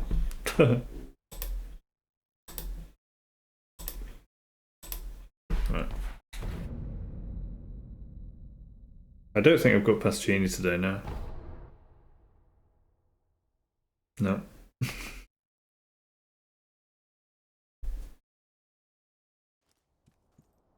So if I start with Genie, it's because I was playing with the bull initially because I was thinking about changing the strat. But I'm happy with my bull strat now. I'm not going to change it. It doesn't need changing. And I'm confident in, as long as I don't do something stupid on the bull, getting to Genie each time. So we'll go from Genie to the end. Because I can't be asked to keep running the beginning at the moment. Especially while I'm making silly mistakes and stuff. It's just not worth it. It's just a waste of time. The beginning to Genie just doesn't need improving anymore. I don't need to practice it. I'm happy with it. It's the most practiced part of the run now, so it's kind of stupid to just keep doing that over and over when I should be doing probably Genie to the end over and over now, if anything.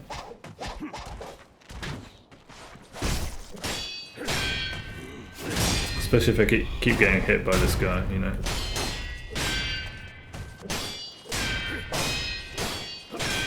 So many dumb hits on this guy this morning.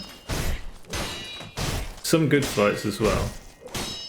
But like, good phase 1 fights. Yeah, I got through phase 1 and 2 like really well, a couple of times in a row. Then made just stupid mistakes to phase 3, which I really shouldn't be doing because phase 3 is pretty easy.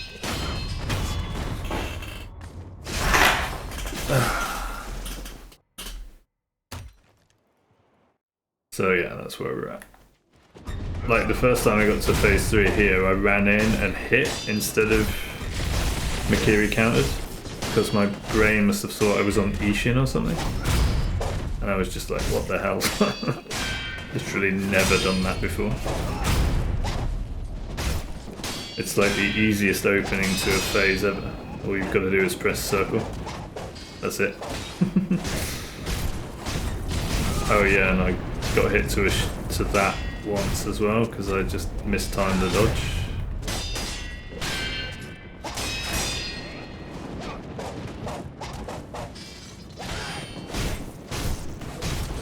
Just a mentality thing, right?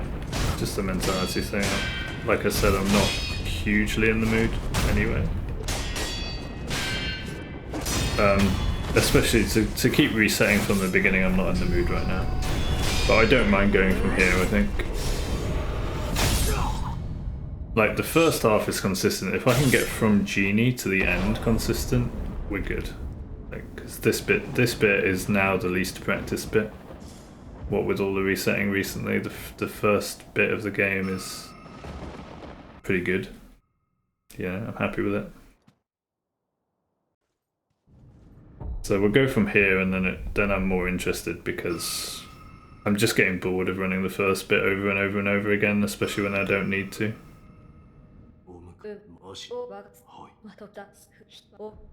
Yeah, well, I'll see how this goes, and then I might switch it up a bit and come back to it. But I think it's a good idea to do this bit of the game, not the beginning bit.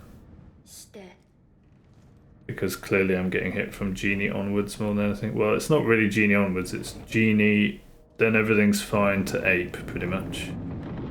Then it's Ape or Ishin, so... There's one thing I still never did, which I should do, really, before doing proper runs. Is, using save states, do all the bosses in a row hitless. I still never did that. And I definitely did that with DS2 before doing runs, so maybe I just went into runs a bit too early, you know? Not that it's necessarily a bad thing, because obviously now the first big part of the game is really good. Like my Ogre is really good, my Bull's getting pretty good, my Gyobu is pretty flawless, you know. And the running sections are really well ingrained now, so you know, it's not necessarily a bad thing, it's just a bit premature. Anyway, I'm happy to go from Genie now, that's why I've switched the title to Practice instead of Runs. I was just getting bored and frustrated with resetting the first bit and making stupid mistakes. So if I just go from Genie onwards now and that be the run, then I'm more engaged because it's less repetitive and less boring.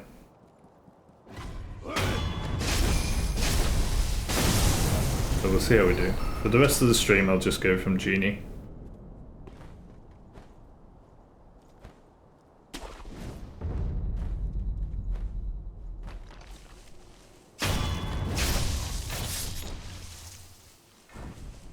And if everything's consistent between Genie and Ape, I'll just start doing save states, Genie, Ape, Ishin, something like that. Over and over. That's probably a good idea. But I just want to make sure, double check the consistency of Genie to the end, the whole game.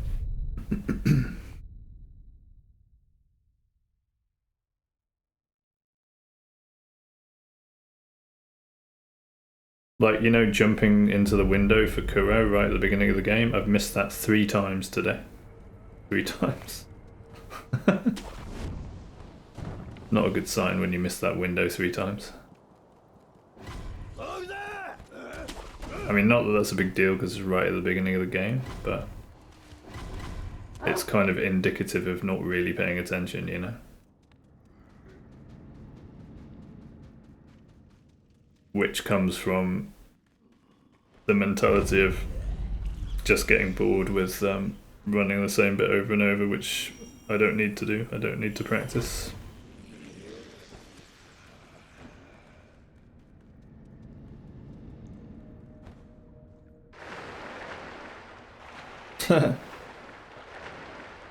Was it a child? We used to call that knock-off ginger, I think we called it as kids. When you ring a doorbell or knock on the door and run away.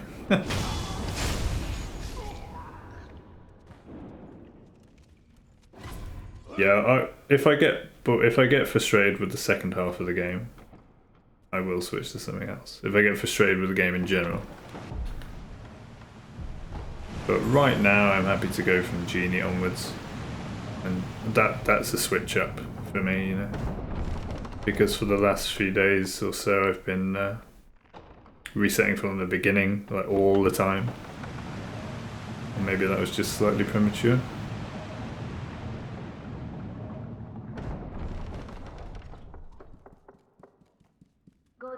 Your neighbour aunt who used to ring the bell and run. Wait, your auntie or your neighbour's aunt?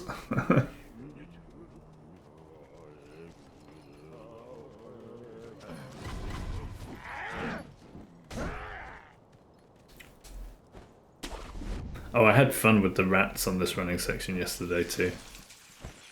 So I'm actually more psyched to do this part of the game more. I made a clip of it as well, by the way. That rat behaviour. I managed to sort of just fit it into a minute, which is the max clip length. And I also did a clip of the random jump cancel that I managed to do on Longswordsman. Which I didn't even notice I'd done until Saviour got excited about it.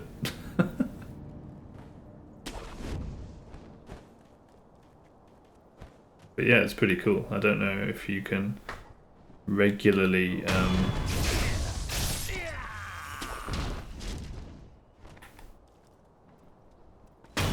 I think I have to sneak to that guy to stop the other guy over there aggroing. I think that's what I need to do.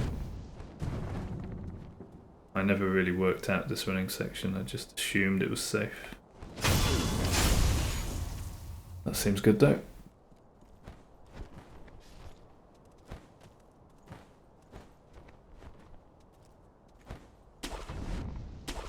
Yeah, I'm definitely happier running this part of the game because it's less familiar, you know. Whoa, that's incorrect.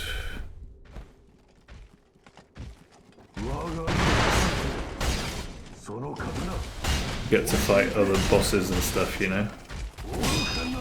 Not just the same ones over and over again.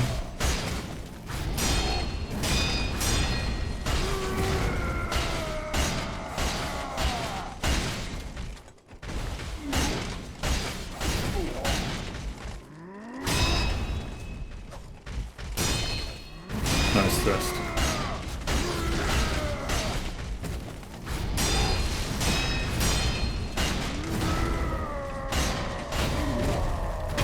Yeah, Armored Warrior's pretty consistent now as well. That's good. I haven't been hit from him for a while, and he was the last boss that I kind of practiced. So that's good. That's feeling good.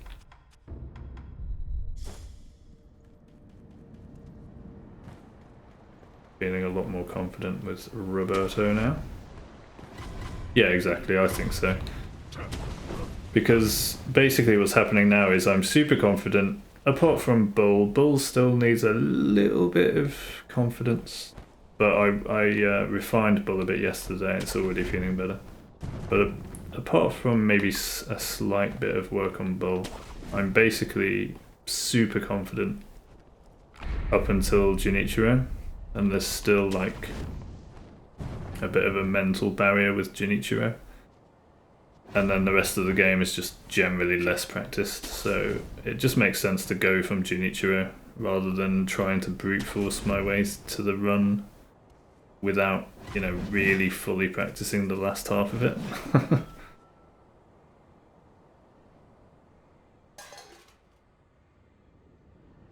Just about getting it consistent, and then when you get the whole game consistent, it's just a matter of time before it gets finished, before it gets done.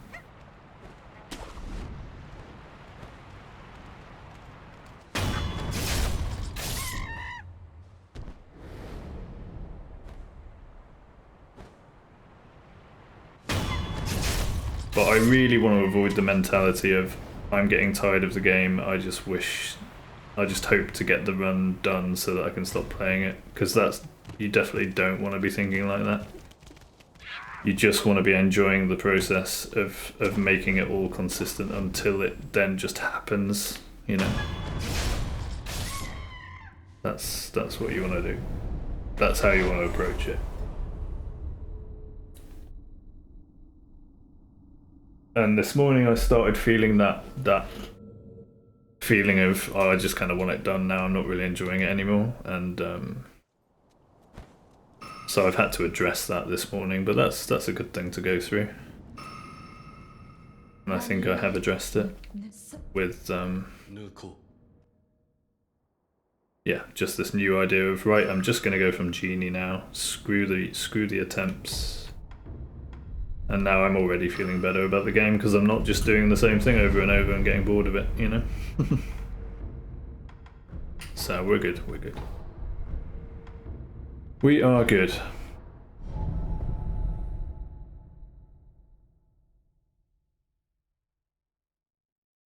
Junichiro? How do you pronounce it?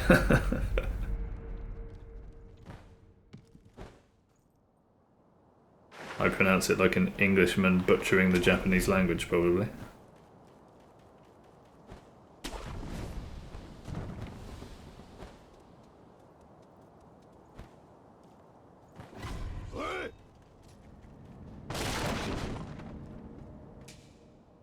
Oh, nice. That hasn't happened for a while.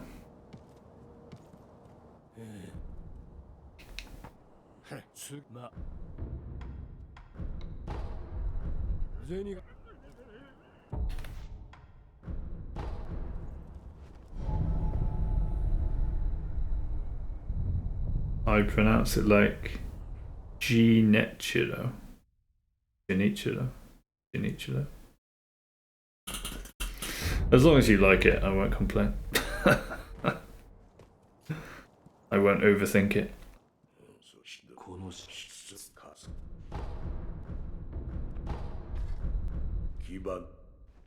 As long as it makes Crunchy happy, we're happy, right?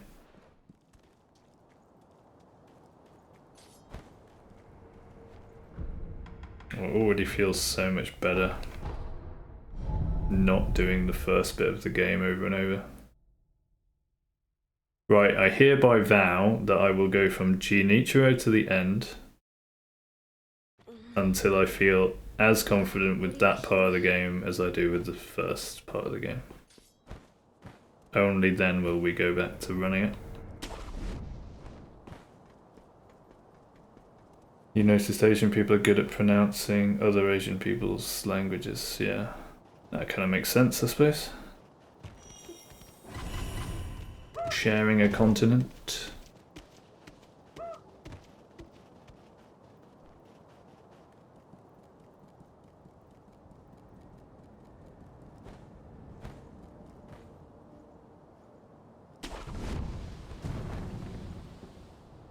We Brits are on our own on a little island, so we basically can't speak any other languages.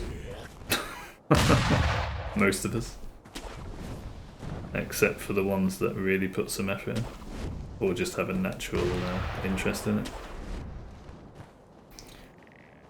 Oh. Okay, that works, I suppose. Kind of forgot about that guy for a second. My last sort of long-term relationship was with a German girl, and I spent quite a lot of time in Germany and started through her kind of learning German. I quite enjoyed that. So I'm kind of, you know, I have a little bit of a grasp of German. Having spent, what, maybe best part of a year there in total. The problem is a lot of Germans like speaking English because they're not that keen on their own language. Because English is easier. And I agree, German is unnecessarily complicated.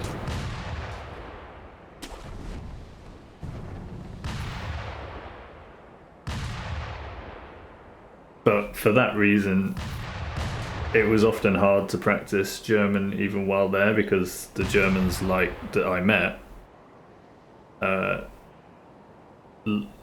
appreciated the opportunity to practice their English with me. So it was slower for me to learn German than it was for them to improve their English. Especially since they have a much better grasp of English in general, because they learn it as part of their, education from an early age. And we do not do that with German in England.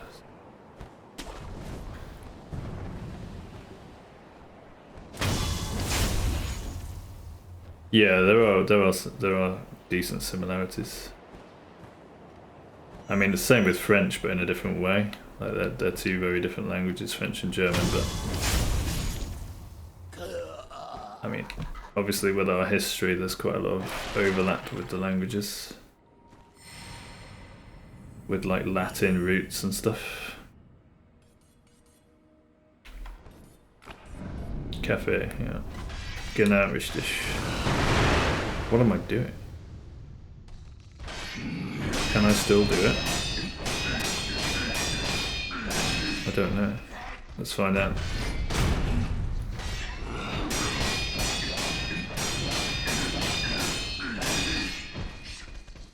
Might need to improvise now.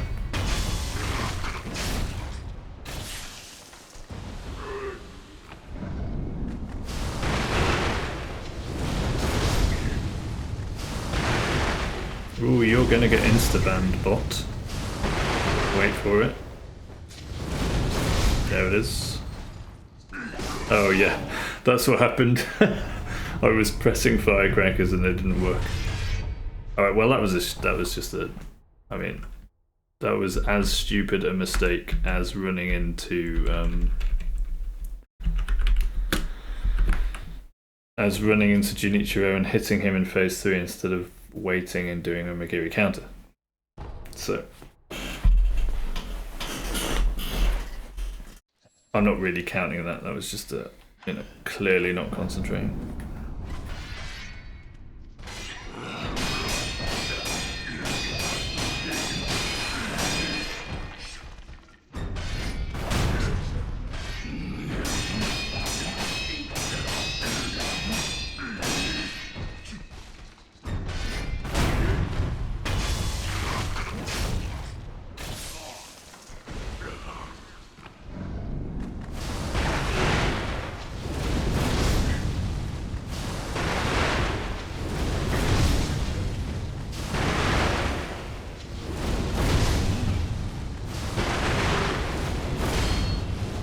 He can parry?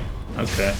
Well, that was a bit scuffed because I couldn't get behind him, but it was good to see that it didn't get me hit, at least.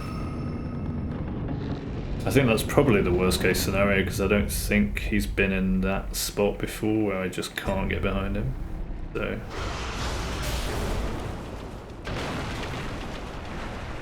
I assume that's alright.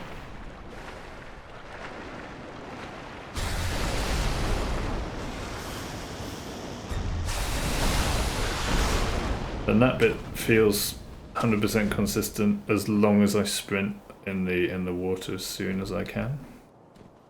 I'm still a bit confused as to how I failed to sprint that time with you, Crunchy, but maybe I just didn't press the button quick enough or something, but it felt like I pressed the button and it just didn't do anything straight away, so anyway, I shouldn't overthink that until it happens again. If it happens again, then we have a problem.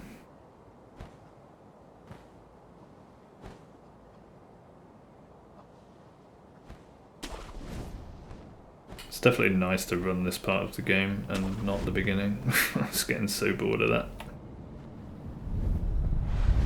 It could have been your attractiveness that got in the way, yeah, that's true.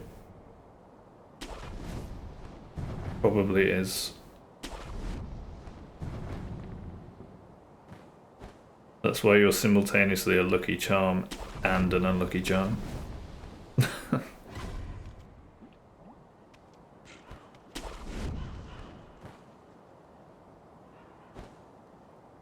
Well, don't say that, because it'll happen when I'm hitless there again.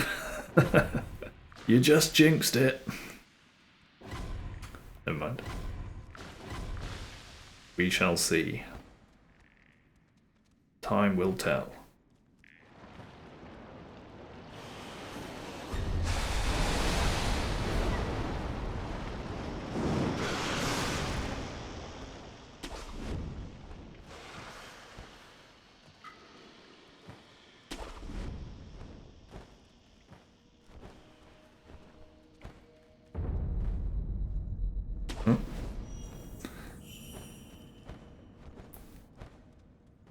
I have a new appreciation for this half of the game now, after getting bored with the first half. I'm like, let's go!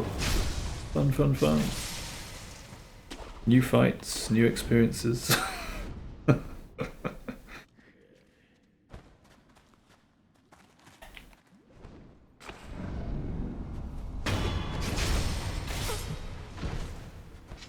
that is what it feels like after all the resetting recently.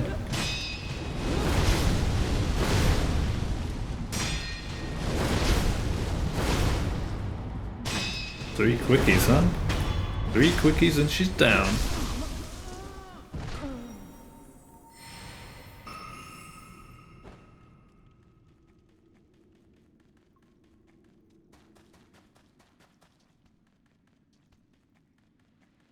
Yeah, that's pretty much what happens. You get past Genie and then it's kind of chill until Ape.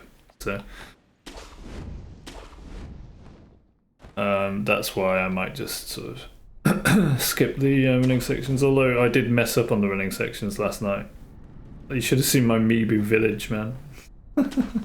Oh, I also messed this up by getting the wrong grapple point, so maybe I should just keep doing the running sections.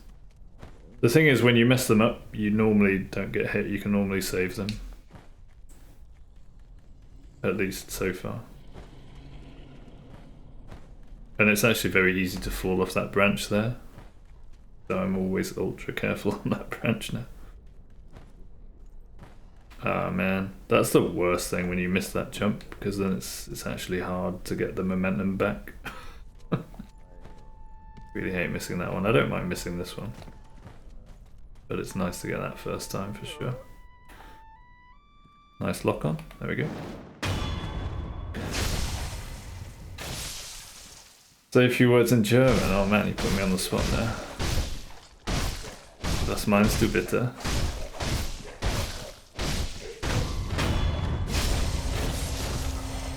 Is that okay? Hallo, wie geht es dir?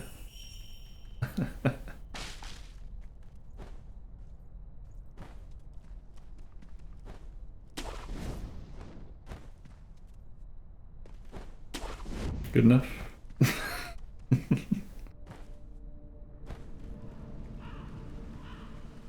Hello, wie geht es dir? Hi, how are things going, basically? How's it going? How are you?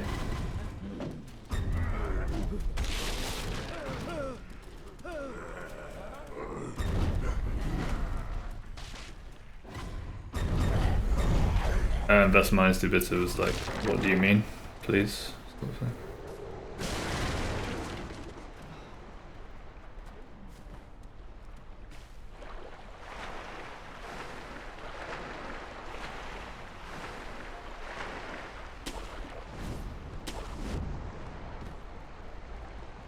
Genki Dezuka? What's that?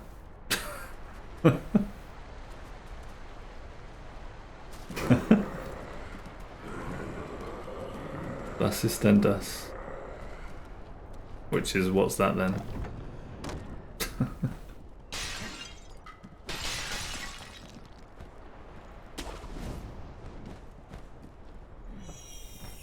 Oh my god. But yeah, my German's very sketchy, and I've probably lost most of my vocab now because I haven't spoken it for so long. Wait. That's what we need. Occasionally still though, I'll think out loud in German, sort of thing. It's kind of funny when that happens.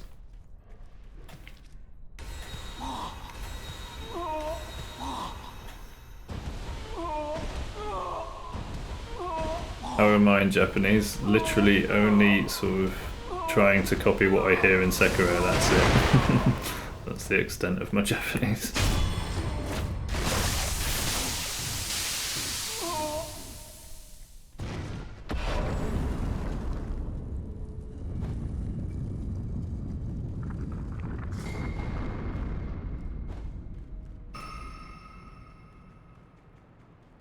I think my corrupted monk might need some work. What do you think? From anime, yeah. Hey, I got the stone without the thingy. Let's go. I don't know how that happens, but maybe if you press the button just before you reach the bench or something.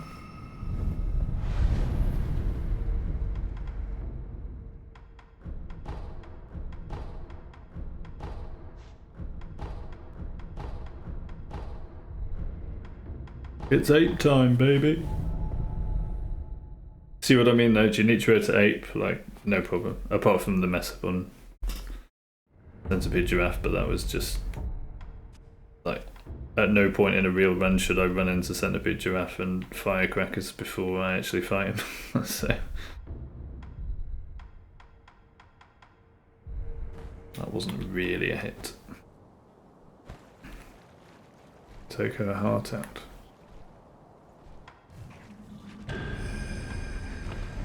I should next time take her heart out. Sorry, I've lost the thread of the conversation. What's that relating to?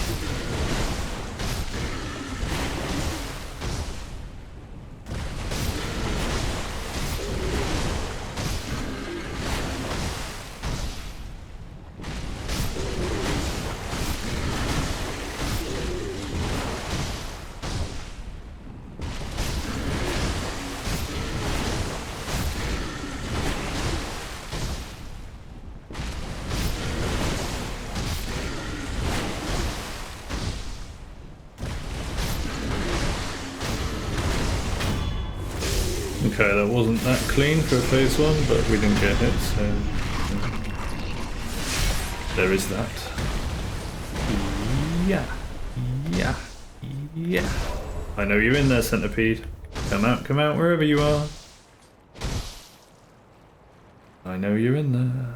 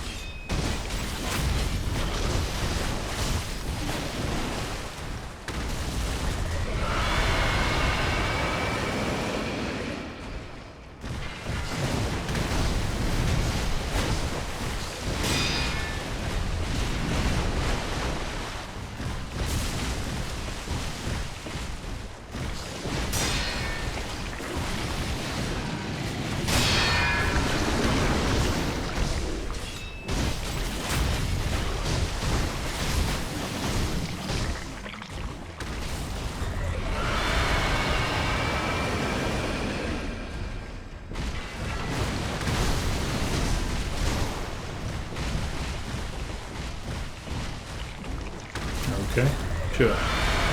Why not scream again?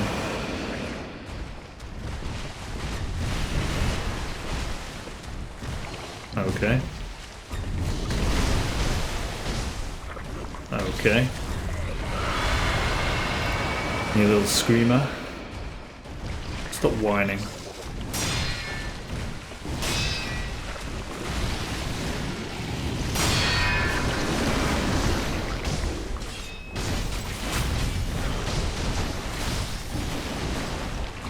Oh my my goodness.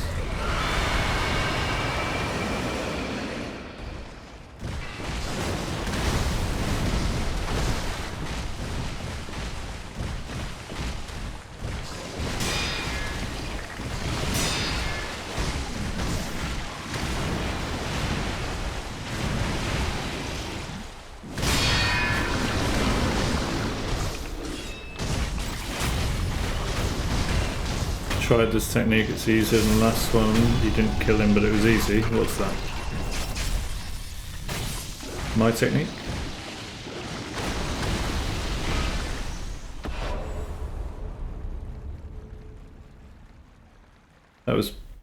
It was a long ape fight because the RNG was terrible, but it was clean enough. Oh, first phase, yeah, okay. Yeah, it's cool, isn't it, once you get the timings right. You're just like, ha ha, you can't do anything, ha ha. Tee hee hee.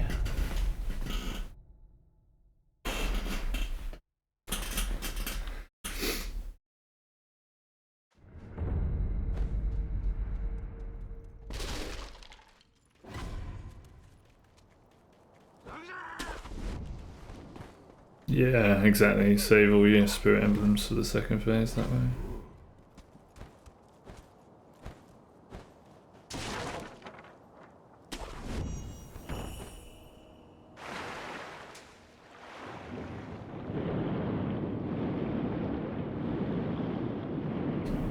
Whee! I love how fast you eject yourself from the water.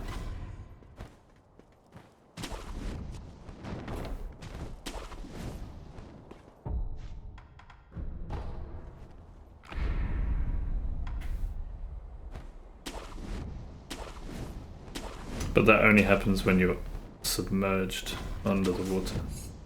It'd be nice if that happened when you're at the surface as well. Because that would make a lot of the bits where you're in water and you want to grapple quicker, smoother and easier, but sadly. How many prosthetic tools do I know? I remember in that casual attempt playthrough that I did, I had some umbrella thing, but I never really used it. Other than that, just the loaded spear and this guy. Oh no, wait. No, it was the shuriken one, because I didn't actually have the firecracker one, because I didn't know where to get it from. I didn't know about that vendor near the beginning at all, so I had the shuriken, the loaded spear, and the umbrella, but I'd never really used them, to be fair. Wait, why have we got subtitles? Go away. Where did the subtitles come from? Yeah. Hoi.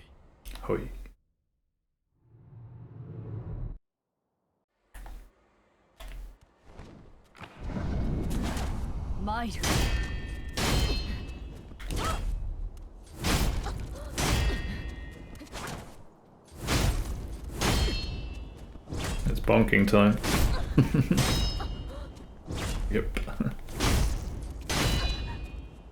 Get your hammers out, it's bonking time.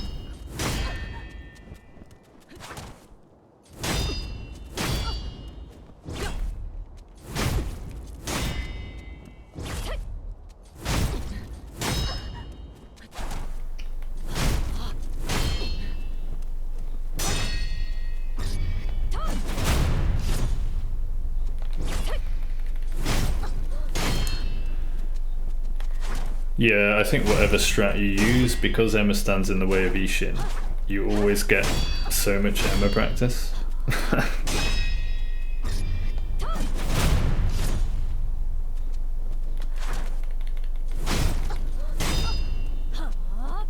If and when I do the casual playthrough, I will not be bonking Emma though. I will try to fight her properly. Not that this isn't properly, it's just a different strat, but I would rather dance with her, you know, than just bonk her over and over. I'm a gentleman like that. What can I say? Shoot a gauntlet, yeah. Oh, so you were just purposefully fighting her. I see.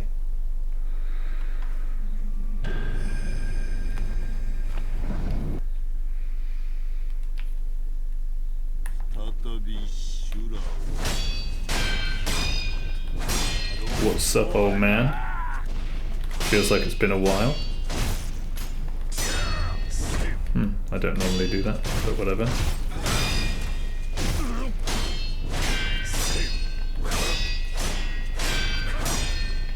Yep, let's turn around and get away from the door, thank you.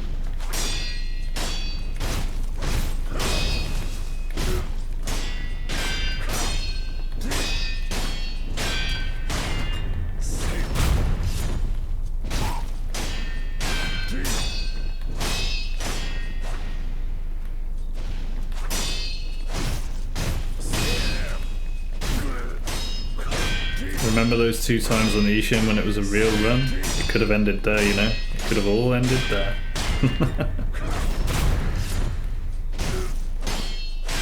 Alas.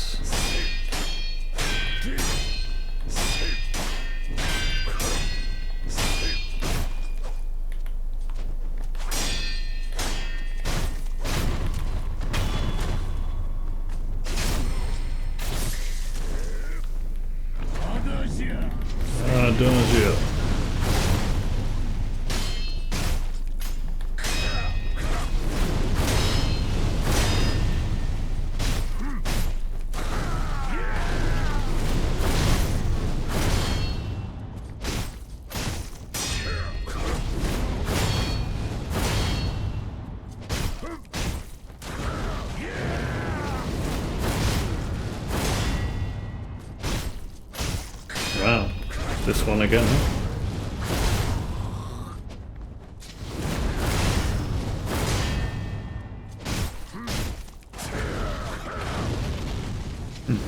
Thought I was gonna get hit there. Oh, he kind of well, he didn't meme me, but yeah, that's that was a good learning hit. If I'm out of rhythm, I need to be ready for him to dodge when I do a mortal draw.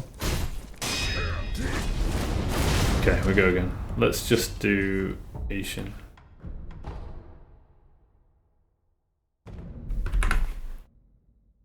Ishin. I say let's just do Ishin, obviously Emma as well.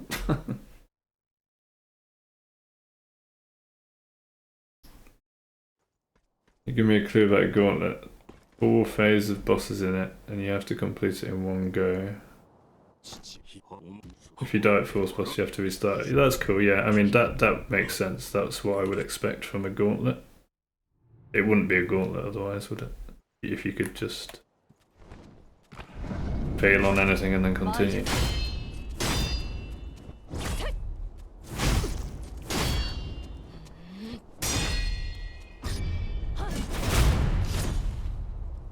Of course, I should do my own gauntlet with the save states. Like I say, I still didn't do what I should have probably done before starting runs, which was complete all the bosses in a row from save states, i.e. the whole gauntlet of this run, without running sections in between, without getting hit. So technically I don't deserve to get the run before I can do that, you know, to be fair.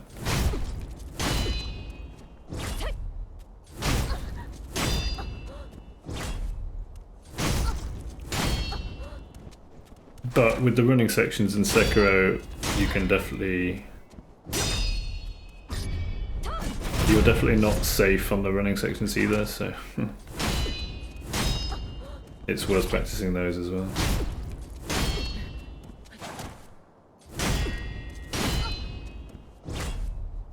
With DS2 it was a bit different. The running sections are generally a lot safer, I think. Hang on. Well, not really, because you've got Forlorn. Yeah, ignore that. But that's true. Sekiro is just different. Sekiro is built different. Okay, old man, you're going down this time.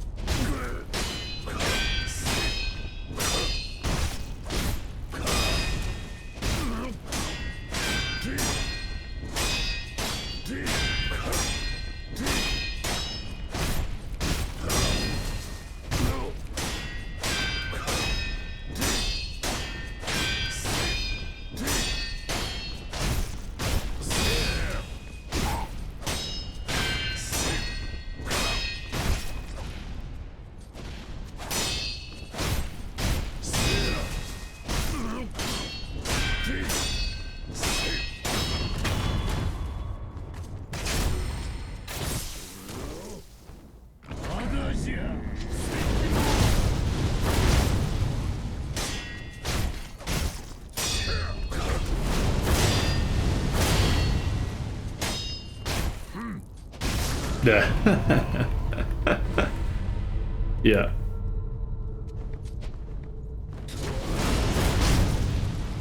I've really got to not do that.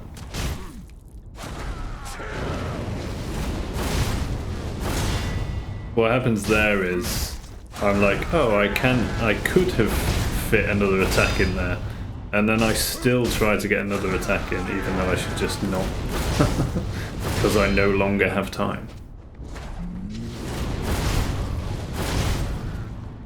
So if I miss an attack, or I miss the window for an attack, I really need to control myself and not try to fit one in anyway, because the window's already gone by that point, you know?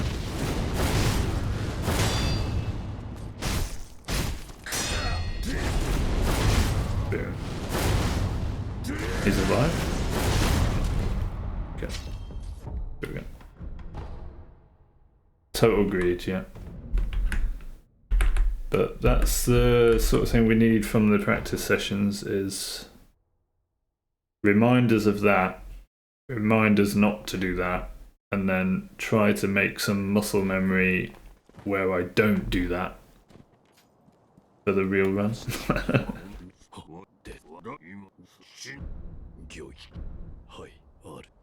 Hoi.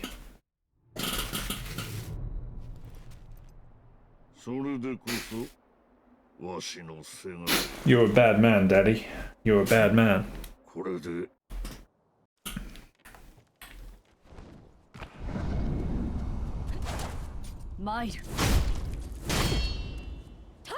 Daddy's a bad boy.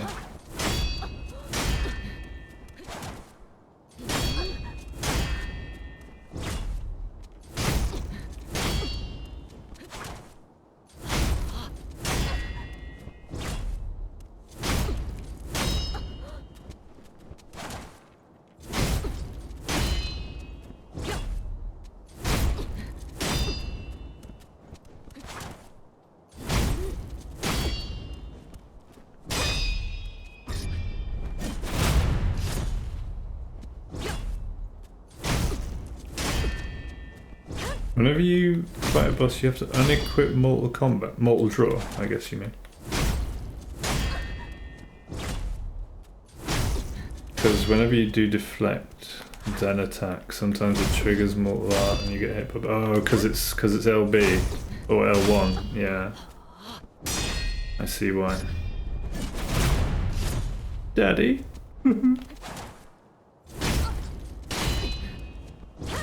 Yeah, he's like your... That's not a spoiler because that's like at the beginning, right? That's in the very first cinematic. That big fella adopts you as his son, basically. So he's not your real dad, but you're his adopted son. So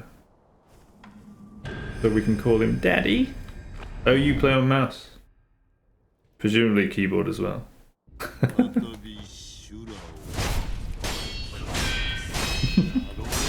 Now I play everything on my gaming mouse with all the keys on it.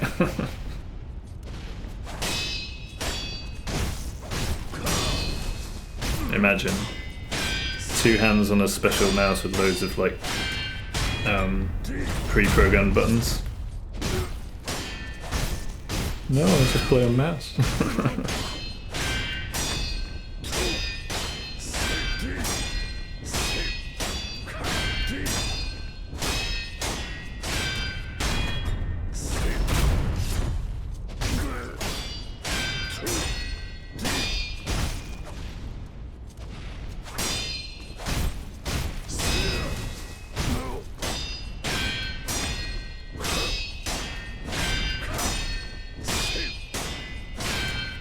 Okay, yeah, okay. That was my bad. I tried to anticipate him pausing because his stagger bar's full, because he has a bug where if he's at 99% posture damage, he'll just, after that last parry, he just won't do anything.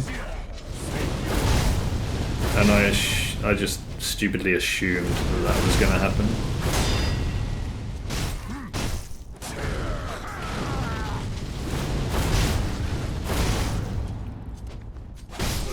Nice. GG, old man. Wee, cinematic death.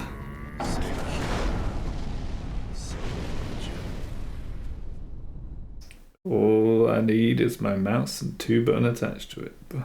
Yeah. But you can get like fancy gaming mice, right, with loads of programmable buttons. So it might actually be possible. Although, I don't know. Because you have to move the mouse for looking around, so having like, nah, it's not possible. Not possible.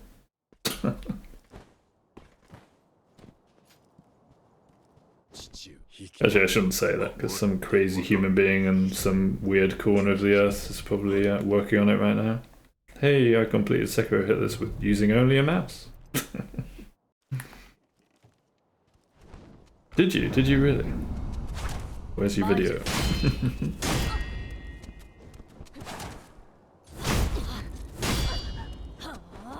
What am I doing?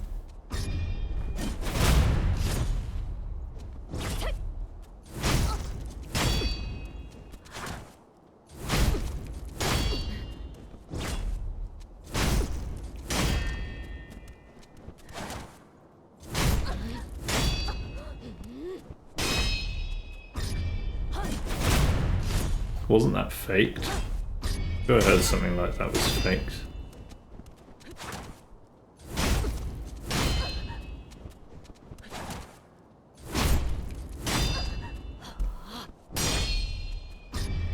Like, they had an earpiece or something and someone was telling them what to do or something like that, I don't know.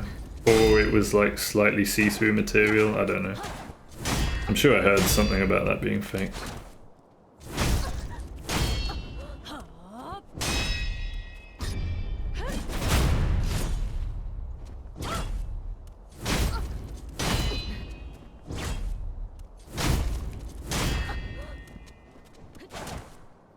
Don't believe everything you see on the internet.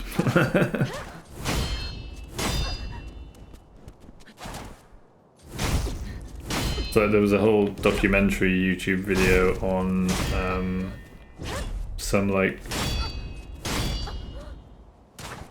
who out of nowhere came in and got an apparent world speed record of like Mario, the original Mario. And it was so obviously fake, but despite that, loads of people believed it for a while.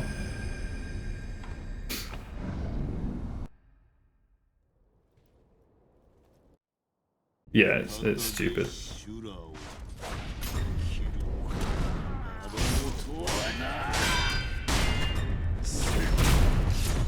Faking anything like that is just stupid.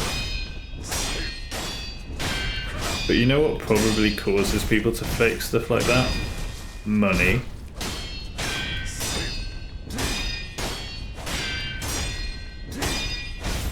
I bet you loads of misinformation and fake shit wouldn't be there if money didn't exist. So the only reason it's there is for people to make money out of it.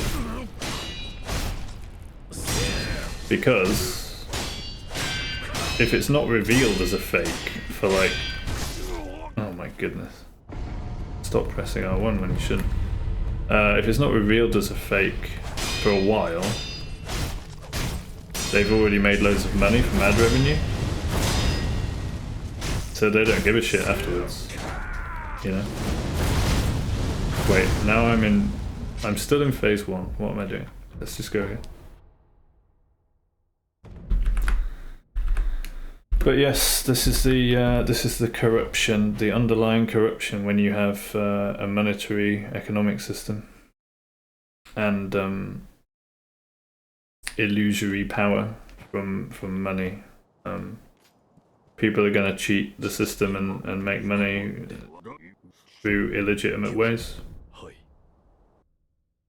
Any system that rewards bad behavior is going to have bad behavior in it, you know? It's that simple. You've got to stop rewarding the bad behavior, otherwise you're going to have bad behavior. Obviously. I mean, it really doesn't take a genius to work that out.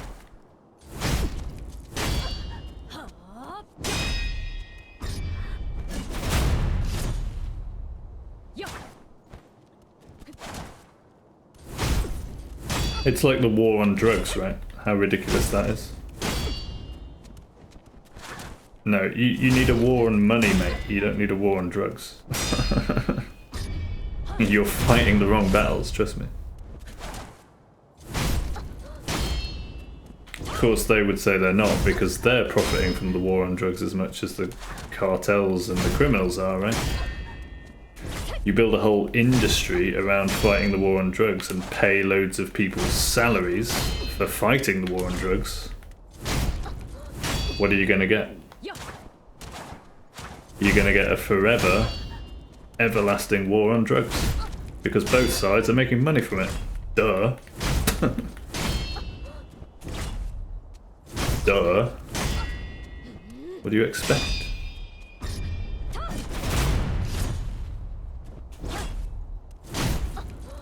War on drugs. Never heard such stupidity. Widely believed in by so many people in the world because they just don't think about these things properly. They just say, oh, the president said, well, drugs are bad, so they must be bad. You know. We don't need to think for ourselves. The president says this. That's got to be the truth, you know. My goodness, think for yourselves. You have one life to think for yourself. One life you've got.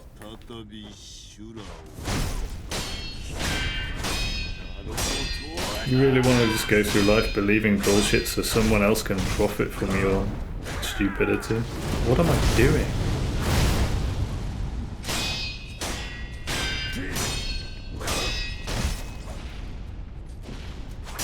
Goes back to that whole shirking responsibility I was talking about. Yeah, let's elect a president to say drugs are bad and then believe him. Because we don't want to think about it ourselves because we're too busy trying to make money for ourselves. What am I doing?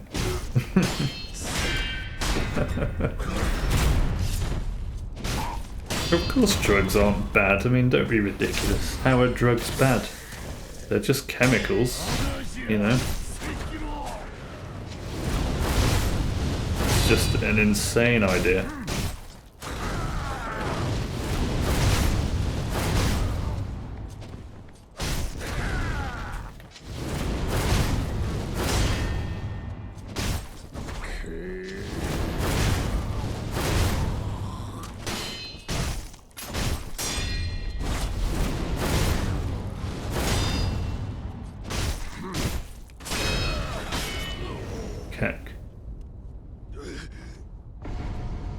That was a funny death animation.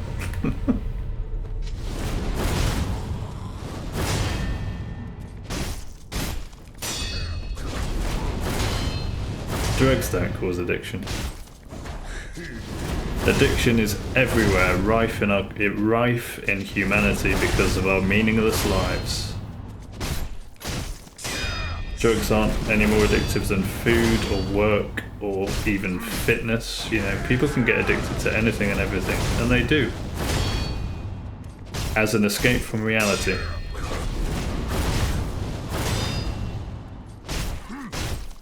That's not to say that certain chemicals can cause like withdrawal symptoms and stuff like that, like caffeine, for example. If someone's used to drinking a lot of coffee and then they stop drinking coffee, or actually it happens worse with me with tea, but then they get headaches, you know, caffeine withdrawal headaches. So there are physiological things that go with it, of course. But in terms of psychological dependency and need for things, anything can be addictive. Absolutely anything. Absolutely anything. Gaming, work, fitness, food.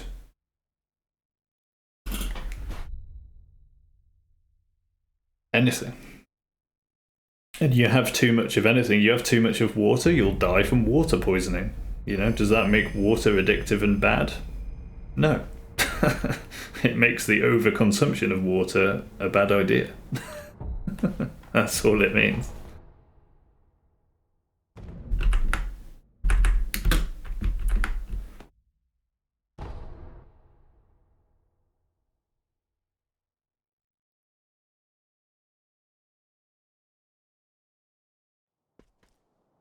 Yeah, I mean, I've taken quite a few different drugs in my day, and the only addiction that came from it, I suppose the only addiction I really had was a smoking addiction. And you could blame the nicotine for that, but I still don't, you know. It's not like nicotine's really addictive. The habit of smoking is just like the habit of eating or overworking or overworking out or anything. Over gaming could be addictive, you know, because you rely on the habit for your perceived mental well-being, right? Like, I need this to feel okay with myself, to feel okay with my reality. I need to keep doing this. And in that way, anything can be addictive. But it's not the thing in itself that's the problem. The problem is the lack of a meaningful, fulfilling life that enables so much substance abuse or any activity abuse. Because, you know, we humans need to fill our time with something, and if we can't find anything meaningful to fill our time with, we're going to fill it with all sorts of damaging things. Like we do. Like everyone does. You know what I mean?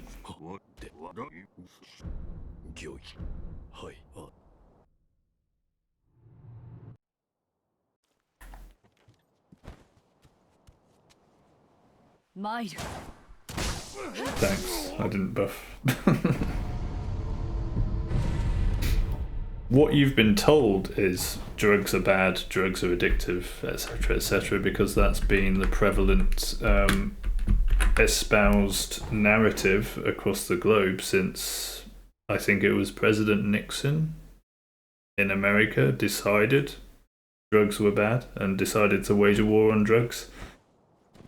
Probably because he was unhappy in his own life and didn't like loads of hippies running around having sex and orgies and stuff, because they were all getting high on mushrooms and finding more meaning in life than he could without drugs. So he was like, I don't like all these happy people running around not doing their work and paying their taxes, because that's how I've made my life meaningful, therefore I will wage a war on drugs. And then, because everyone looks up to America, everyone adopted that stance as well.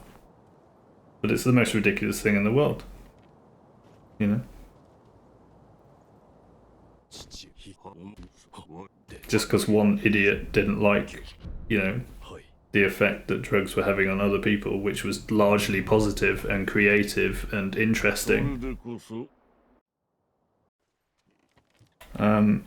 he ruined it for everyone. a lot of drugs are brilliant and most people should have them because what they do is they give you a different perspective on life that you can't really achieve very easily without them. Except for maybe becoming a Buddhist monk and meditating all the time, then you might sort of achieve some kind of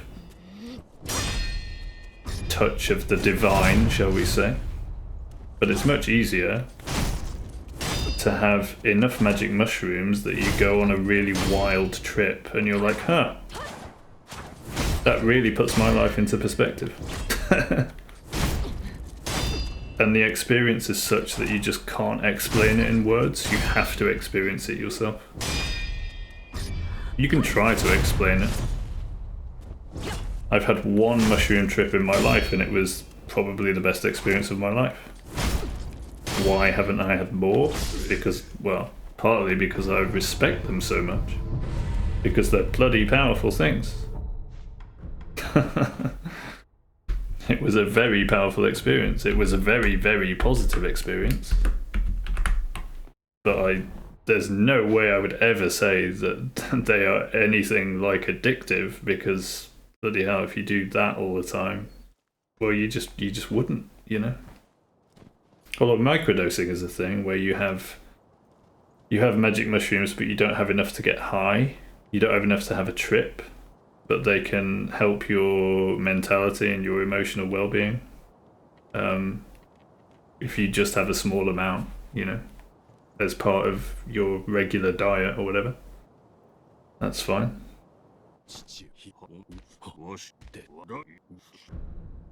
But if you want to discover some profound truths about reality, that's a good way to do it, because it puts things in perspective. You're suddenly like, oh, all this ownership and all this behavior that we humans are doing, it doesn't make sense. It's stupid. And it doesn't.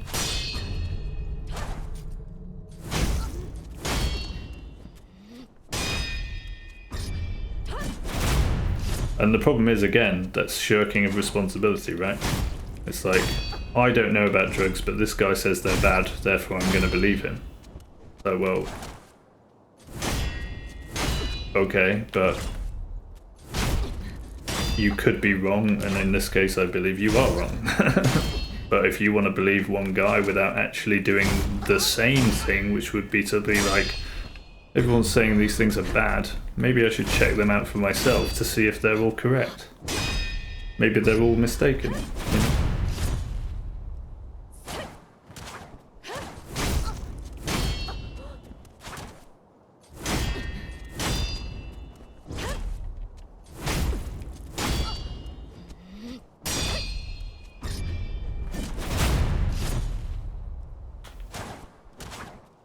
There's a really good study if you want to look into it. I think it's called Rat Park, something like that. Basically some scientists who were actually intrigued about finding the truth, instead of just listening to some random president that said drugs are bad even though he has no evidence to say they are bad. They decided to test the addictiveness of heroin on rats, right? They started out with rats in cages, gave them a water bottle with normal water in, and a water bottle laced with heroin. Unsurprisingly, all the rats that were on their own in cages tapped that water bottle full of heroin like there was no tomorrow. However, they then did an experiment where they put rats, which are social creatures, into their version of rat paradise, right? Other rats were running around, they had all sorts of stimulation, toys, you know, whatever. Basically, the best life a rat could imagine. In that scenario, they put the same thing. A clean water source without heroin, and one laced with the same amount of heroin. What happened? Some of the rats might have tried the heroin one, but none of them got addicted to it. None of them kept going to the heroin and ruined their lives because they had a good life. So why would they do that, you know? It just makes sense. Okay, Can I buff in time? No. But that's a good study to look at.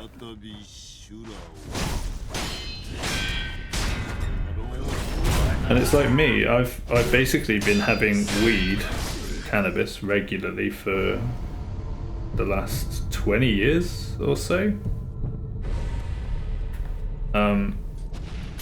Because my life sucks, right? My life has sucked in many ways over those 20 years. So I could have said that I was addicted to weed. But really, I always knew that I wasn't, because I could, at any point, when things were going well or when my life was okay or if my life changed, you know, I could easily put down weed and for months on end and not miss it. But anyone looking at me would have said, wow, you had a really bad weed addiction for 20 years, you know. But I know that's not the case. Like, my life has sucked in many ways, which has led me to use weed a lot because it makes me feel better. You know? It puts me in touch with what really matters in life. And as long as humanity is not aligned with what really matters in life and what's actually meaningful or fulfilling, you're going to have loads of people addicted to anything. Be it fitness, work, food, drugs, anything. That's where the problem of addiction actually is. The root cause of it is someone's life sucks and they need an escape from that sucky life. That's the root cause of addiction. Not the thing itself. The shit life that makes people become addicted to anything. That's the cause of addiction. It always has been and it always will be.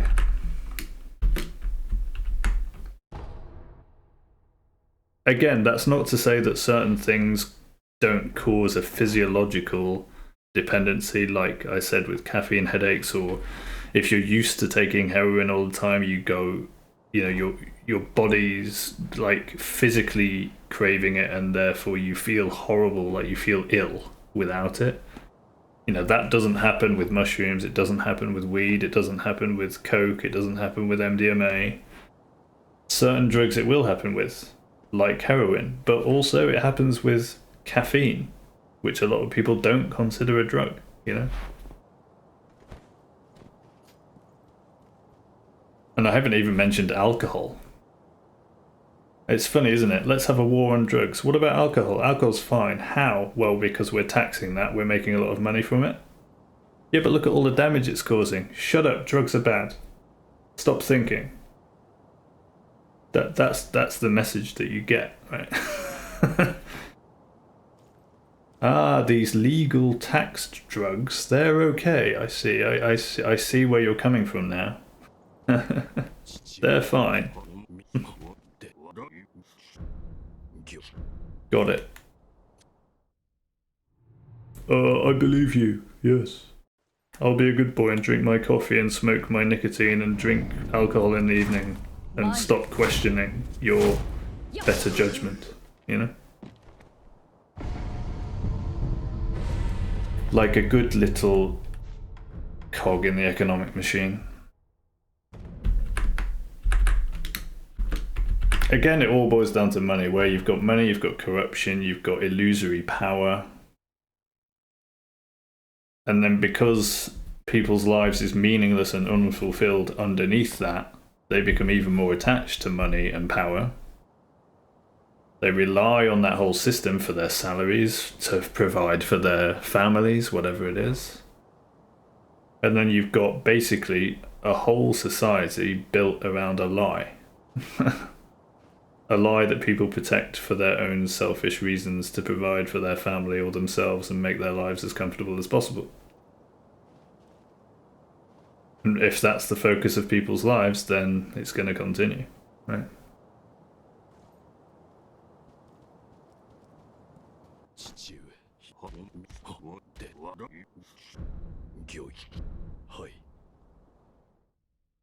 And that, my friend, is the way of the world. That's the true story.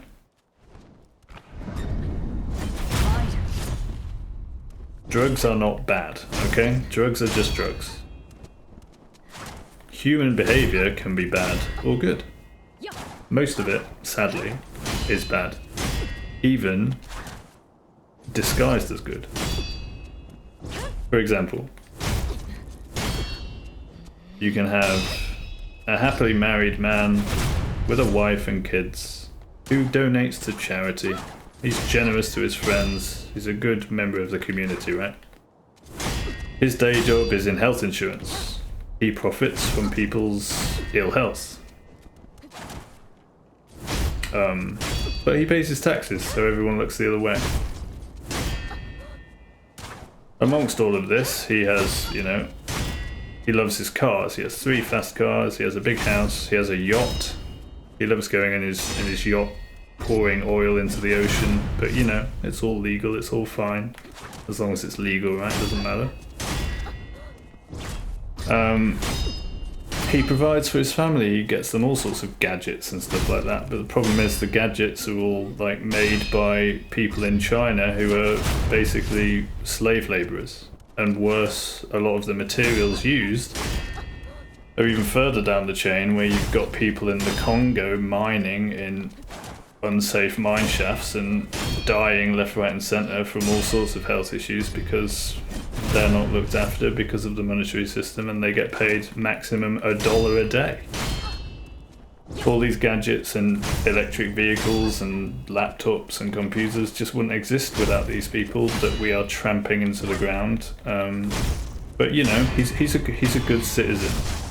He provides for his family. He donates to charity. You know, he feels good about his life. The problem is he doesn't consider the context of his life, the wider context. What am I doing? Which is unfortunately underneath, even if it's out of sight and out of mind, damaging to humanity. It's also damaging to the planet because of all these bad industrial practices that are all for money more than anything else. Damages the environment and wildlife left, right and centre. But you know, as long as it's all legal, as long as it makes money, everyone looks the other way. And then you end up with loads of people doing this over and over and over again. Generations down the line, you end up with lots of human beings on the planet and a planet Earth that's kind of fucked, right? We're losing a lot of wildlife, we now have climate change to deal with, etc, etc, etc.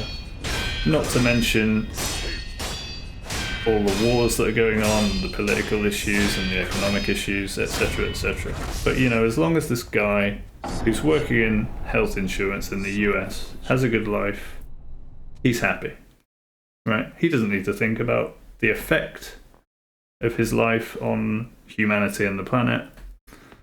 He's playing by the rules, he's a law-abiding citizen, everyone looks up to him, and he's happy with his life, right? But there's that niggling feeling underneath. Why does it not quite feel right? He's always, you know, felt that something's not quite right, but he can't place his finger on it because he's living life as he should be. He's living life as he's been taught to live his life. And he just gradually gets more and more depressed, doesn't understand why, and ends up killing himself. Then he's got, you know, a legacy of kids that are emotionally damaged because their dad killed himself and they don't really understand why. And they grow up with emotional traumas and fill their life with addictions and drugs and money making and have a family of their own, and the cycle continues. Whatever it is, that's just one potential example. But therein lies the problem with humanity.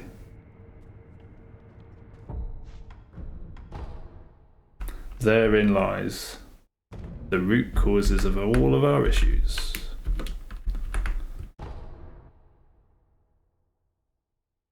All the while, the poor Congolese miners are just dying down mine shafts left, right and centre just so that we can have more batteries in our gadgets. So that we can live ever more comfortable lives of consumption, no matter how we make our money.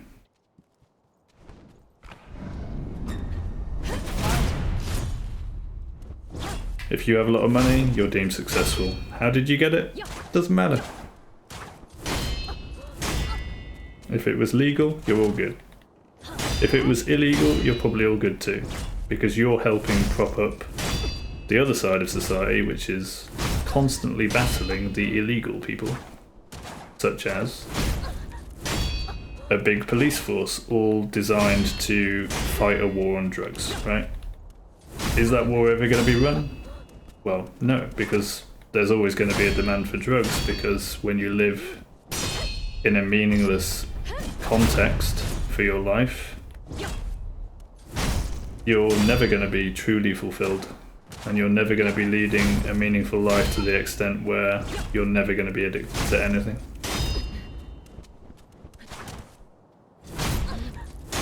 And what's one of the easiest escapes from reality? Drugs.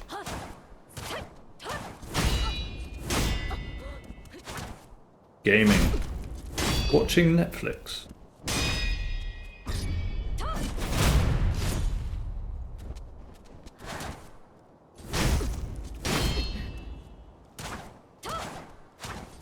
What does all that activity do for society? Anything good? No. Nothing good, I'm afraid. All it does is make you feel better briefly. That's it. That's all it does.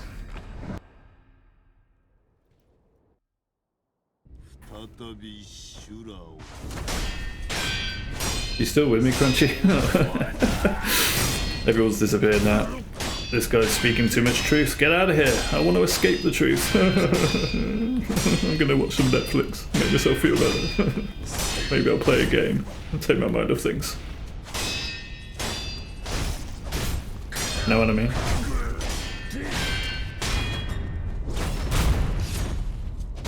Let the cycle repeat. To what end? Good question. Very good question.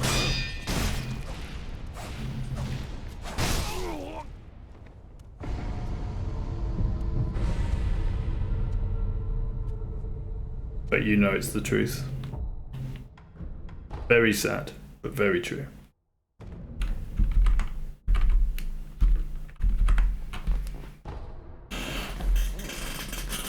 That is the inescapable underlying reality of our lives. Can we change it? Absolutely we can. How? Stop playing with money, stop listening to idiots that are in power, realise that their power is illusory and it's only because we do what they tell us to, and come up with something else to do. Like making the world a better place. That would be a good, you know, productive line of activity, I think. But how do we do that? Wouldn't it be so expensive? Stop thinking about money. Stop thinking about money. Money doesn't exist, okay? Money has no bearing in reality. You can parry that. Who knew?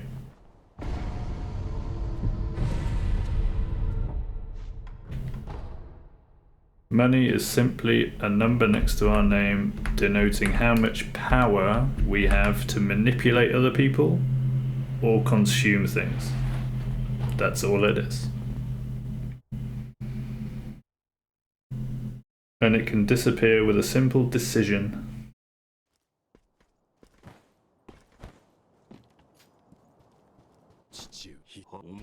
A simple decision to live compassionately in the name of love instead of in the name of fear, wanting to make our lives as comfortable as possible by consuming and having as much money as possible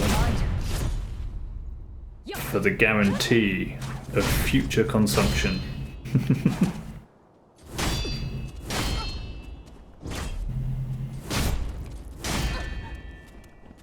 To what end? That's the question. To what end, my friend? To what end? Are you joking? Well, you'll have to watch the VOD then, because I just basically gave you the lowdown on humanity.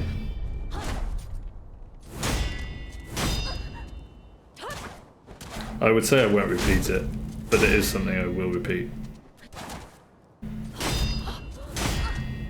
One day.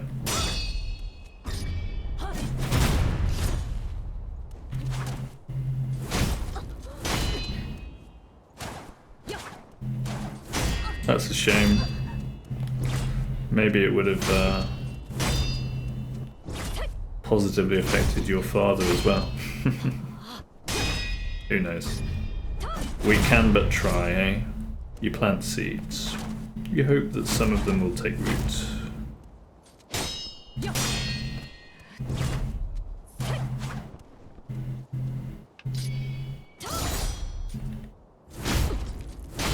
That's all one can do.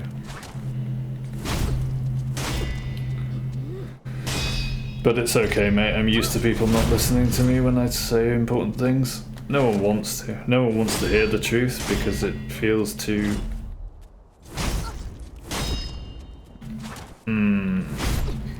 challenging, I guess.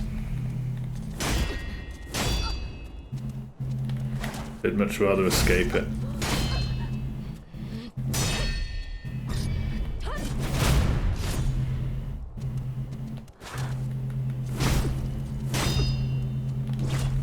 Understandably so. But that's only going to make the problem continue. It's only going to make the problem worse.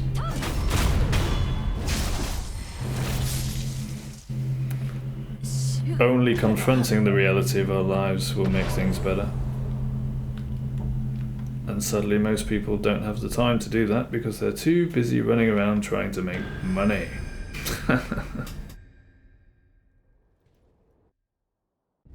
Genius system of control, really.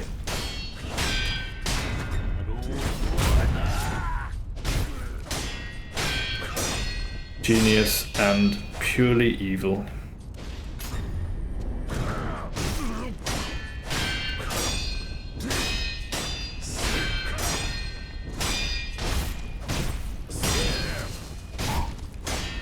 Indeed.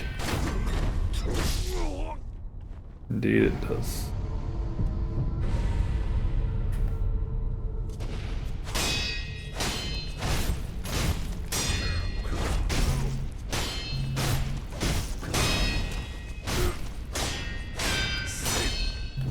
And I definitely stopped concentrating on the game a while ago because of that monologue, so... Yeah, no worries, I'm off as well. Have a good day, dude. See you later. Thanks for hanging out, as always.